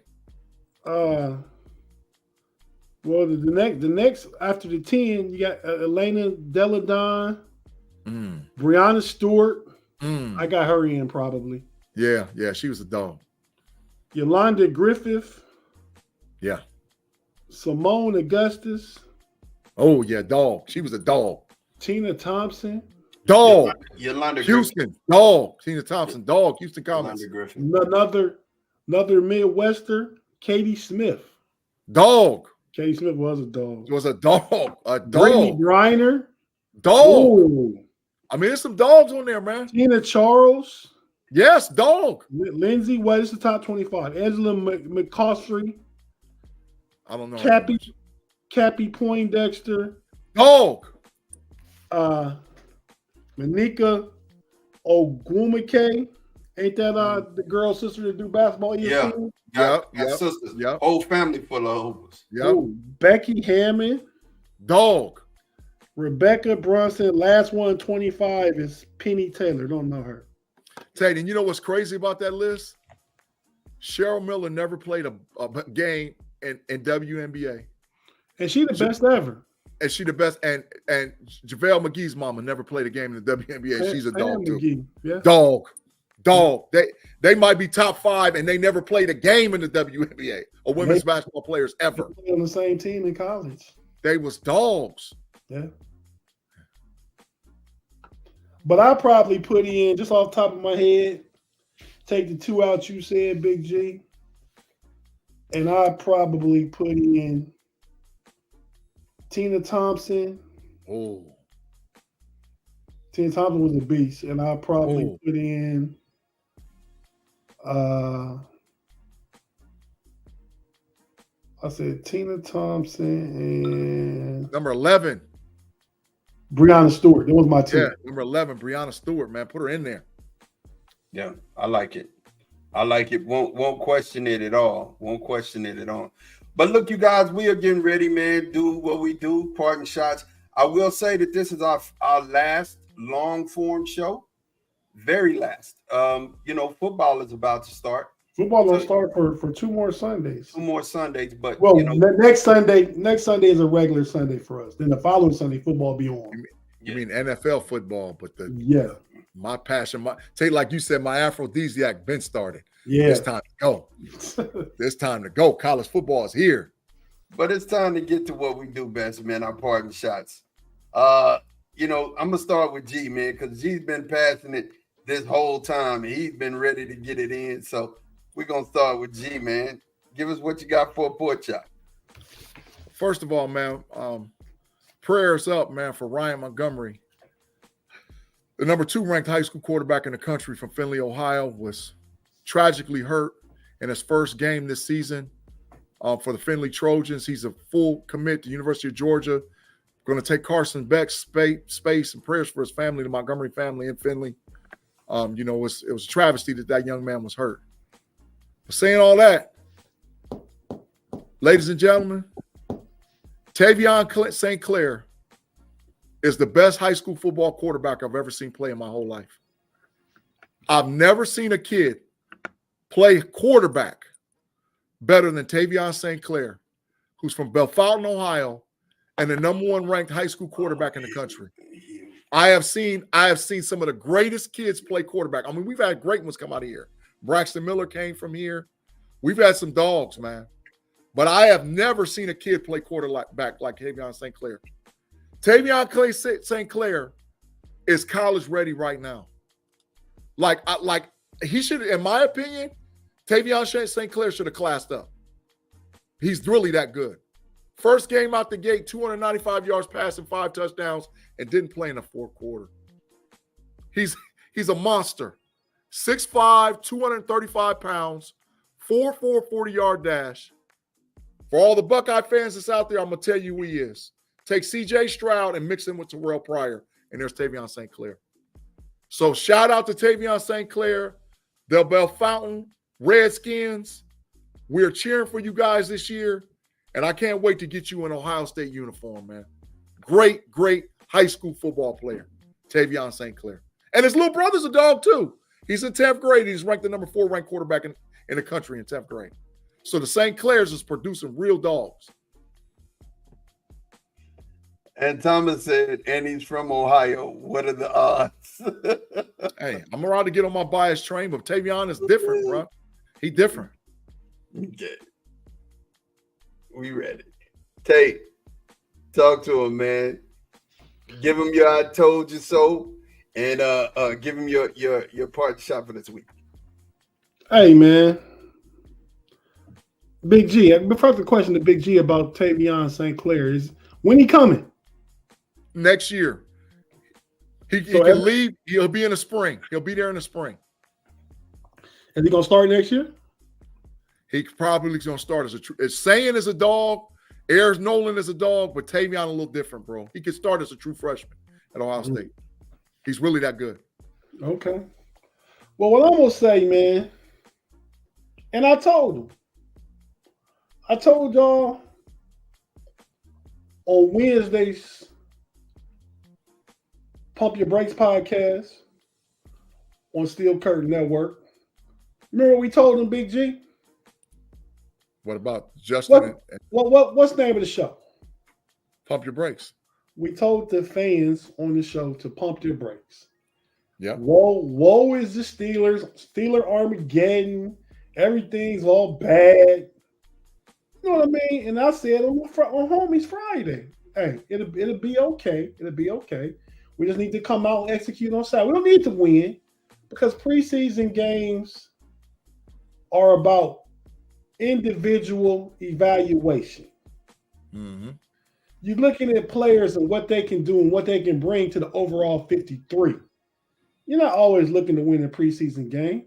If that had been the starters going from start to finish, well, I can't say that because Detroit didn't play a lot of their stars yesterday. Facts. But I think the Steelers would have won the game. Mm-hmm. But so it'll be okay. Russ is going to be okay. Justin Fields going to be a backup. They're going to have packages for him. I still think the Steelers make a move for another receiver before the season gets started. I'm not saying it's going to be Brandon Ayuk. Oh, I'm saying they make a move for a receiver. And that defense is going to be top 5. I know we talked about earlier. It was said they was number 21 last year, but I said, yeah, check out points given up. That's all that really matters with a defense. I don't care how many yards you give up. It's what you hold that scoreboard to. mm-hmm. Steelers was number 6. So I say all that to say the Steelers is going to be okay. We'll see them going in a few weeks down in the ATL against Raheem Morris, a new coach, a new quarterback with Kirk, a team kind of in the same position that we in, right? Mhm. So I just want y'all to just mellow out a little bit, like Aaron Rodgers would say, RELAX, relax. It'll be okay in Steelerland. And since Big G put some out there with Tavion St. Clair going to Ohio State, I'm telling you what I'm hearing. It's not confirmed yet, but I'm hearing it. A recruit coming to Ohio State, Kyon Anthony. Heard about him. Mellow boy. Heard about him. His dad, I believe it's down to Syracuse where his dad went, and Ohio State for the two schools he's looking at. So hopefully, Big G, we can get one of the top basketball recruits also. Oh, Chips might be headed to Columbus. Chips in different sports. Chips in Columbus. Oh man, y'all are wilding. Listen, thank you for everybody in the live chat. We appreciate you guys for sticking with us. Make sure that you continue to like and subscribe. Like us on Facebook, subscribe on YouTube and Twitch, so that when we go live, you'll definitely get those notifications. Shout out to the whole rest of our team. Our guys. Big G, tell them about our guys, man. Man, of course, we got me, Tate, and Mod on the KnoItAllz podcast, but we got the other members of the KnoItAllz crew. We got B Dirt and Running Through the Jungle podcast that you can check every Wednesday. But make sure you go to Fans First Sports Network, pump your brakes first, and then you can check over there and check Payday out on the Disgruntled Chicago Bears fan and the Bear Claw podcast that he's got going on audio and video. Paydirt. Oh yeah, of course, Paydirt with the fantasy football picks, the over-unders, the betting, the gambling. For those people that like that thing, they're part of our squad as well. We got Relly Hall, a young fella. He's doing some amazing things over on TikTok, Twitter, and Twitch with the Cleveland Cavaliers, along with me and Tate Boy Fresh on That's Rather Cavaliers. And make sure you swing back up on Mondays. Tomorrow, I will be live with Andy P on the Level Up College Football Podcast. Week 0 is in the books. We got the week 1 preview. We got some big games week 1, including Clemson, Georgia, West Virginia, Penn State, and a couple of other ones. And Mod, we might get an upset. North Dakota State upsets Colorado. Oh, wow. Okay. So I've heard that from you for a little bit. You talking about Deion. I think Deion Colorado worse than FSU. Oh my I'm gonna tell y'all. I think Colorado wins 8 games this year. I think they win 8 games this year. Corner time. Listen. Oh my Corner God! time? Wait a minute, Lord.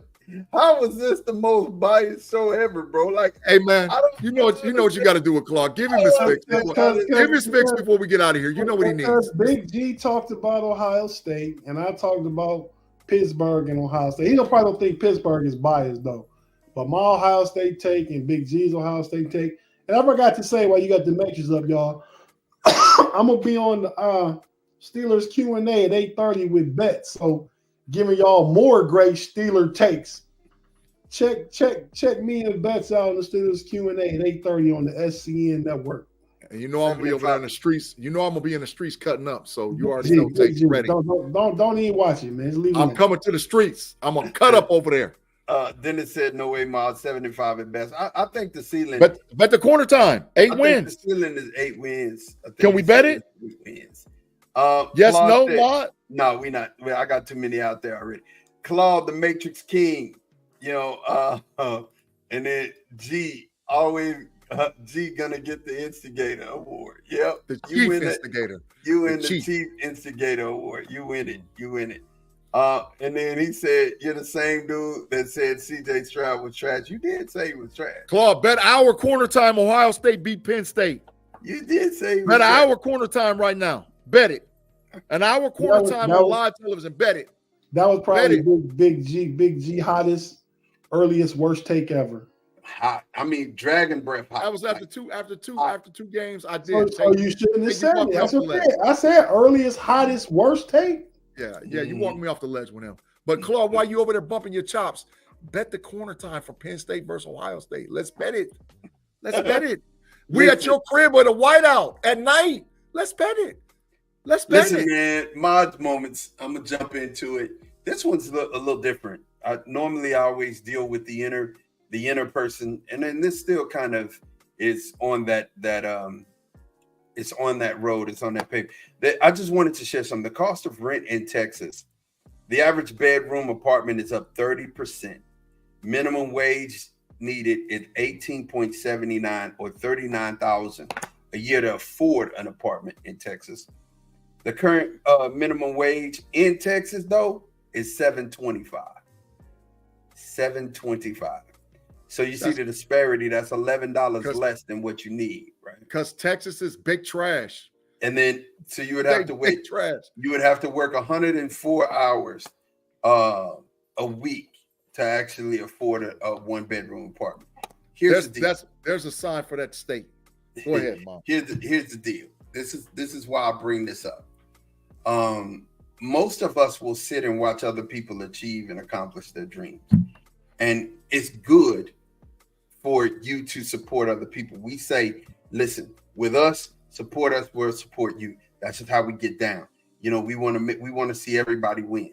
It's a team of individuals that really care about each other and want to see each other win, right? And I want to see, B-Dirt win. I want to see Tim Lyons win. I want to see frustrated Chicago fans win. I want to see us all win. Definitely, really hard. Want to see us all win. But there's a portion of this where you need to start actually looking at diversifying and having a second income, right? Don't just sit and watch everybody else achieve their dreams. There's something in your life that you wanted to do. There's something in your life that you find interesting. Do it. You only have one life to live. This is not a dress rehearsal at all. You know, and I'm going to tell you something. The years go by so fast. I was sent a picture of my graduation, and I remember it like vividly, like it was yesterday.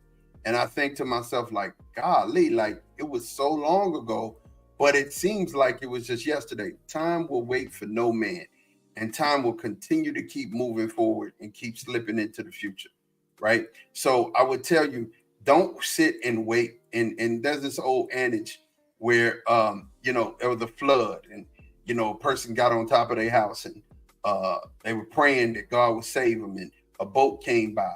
They were like, no, I'm waiting on God. And then a helicopter came by, and they were like, no, I'm waiting on God. And eventually they drowned. They got to heaven, and when they got to heaven, they were like, okay, God, what happened? You didn't save me. He said, man, I sent a boat, I sent a helicopter, I sent other things, and you didn't take advantage of none of that. So what I'm saying, the reason why I bring that story up is, man, there are things in your life that you could take advantage of, things that you can do, talents that you have. Write a book. If you don't want to, put together a play. Now it's so easy for you to take out your cell phone, actually take pictures or do a video and put it up. We have all types of social media. Right now, Big G is using it to the max.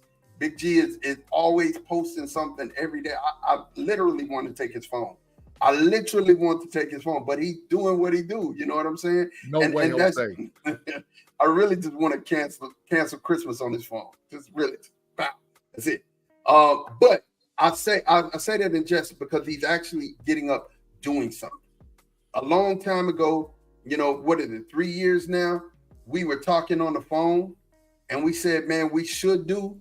And the next thing you know, within a week, we did do. I told Tate about it. I told G about it. We told Tate about it. Next thing you know, Tate went out and bought equipment. It happened like that, right? And we did it. And now look where we are. Look where we are right now. Afton, that's what I'm talking about. That's exactly what I'm talking about. Afton, she's writing a book. That's what. Save a chapter for me, Afton. Save a chapter for me. At least a paragraph. I should get a paragraph in there. Yo, name a chapter called Hot Take in your book called Hot Take. That's what it is. Look, and just make reference to G. Just a hot take. Life is a hot take in the Jeep. Put picture Jeep.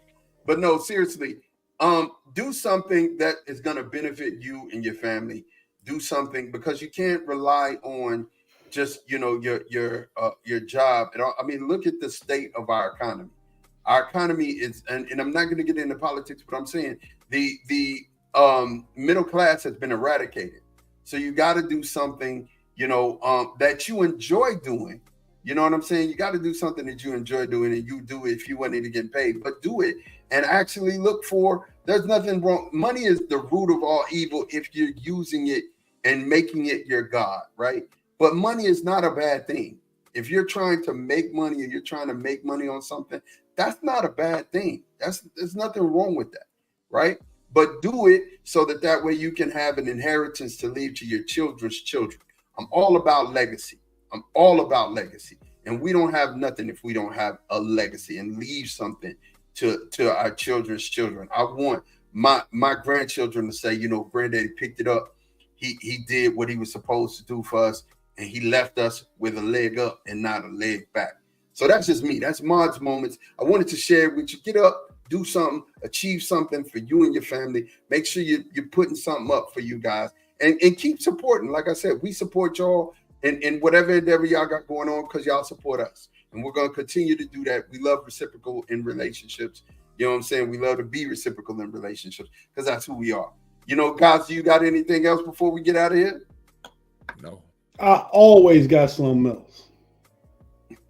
Matter of fact, we must make a segment called Tate's Last Word. Tate's Last Word. I love it. Yeah, big fact. Hey, Mod, I listen to you, man. I agree with everything you said, man. But the one thing where you didn't say his name, I'm going to say his name because yours is not better than mine. The governor of Texas is Greg Abbott. You know, garbage. You know who the governor of Maryland is? Mm-mm. Wes Moore. This is what my governor's doing. What show is that? He rapping. Okay, all right. He out there hitting bar. Tate got the big fine. Yes, I finally got him. Y'all didn't hear it? I had it on mute then? No, yes. Yeah, it was mute, but we don't worry about it. We don't even want to hear it.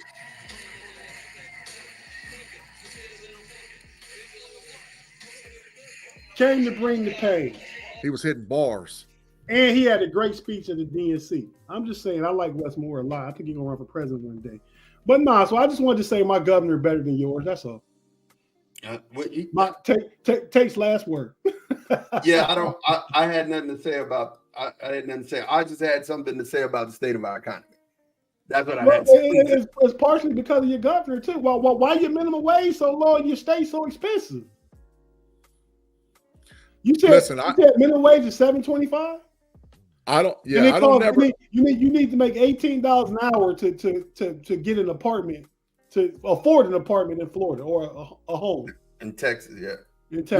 Listen, yeah. I don't never say nothing too much about politics, but I'm going to say this, and I mean this. 2 parts.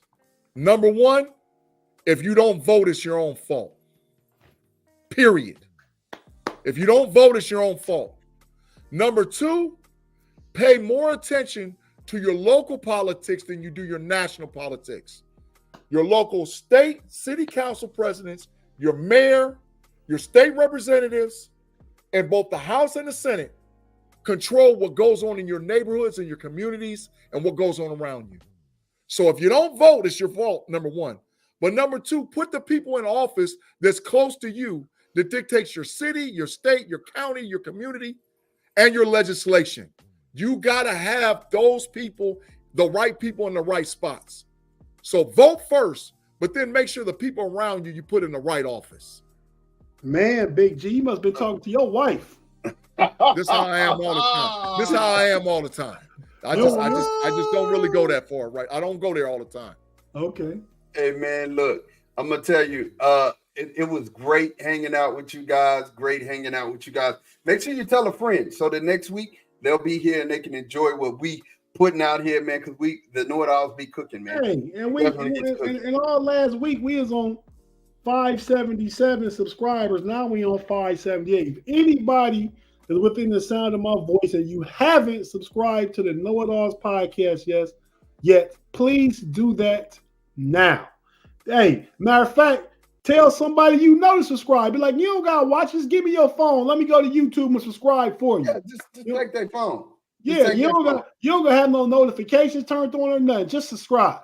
Just take the phone and do it.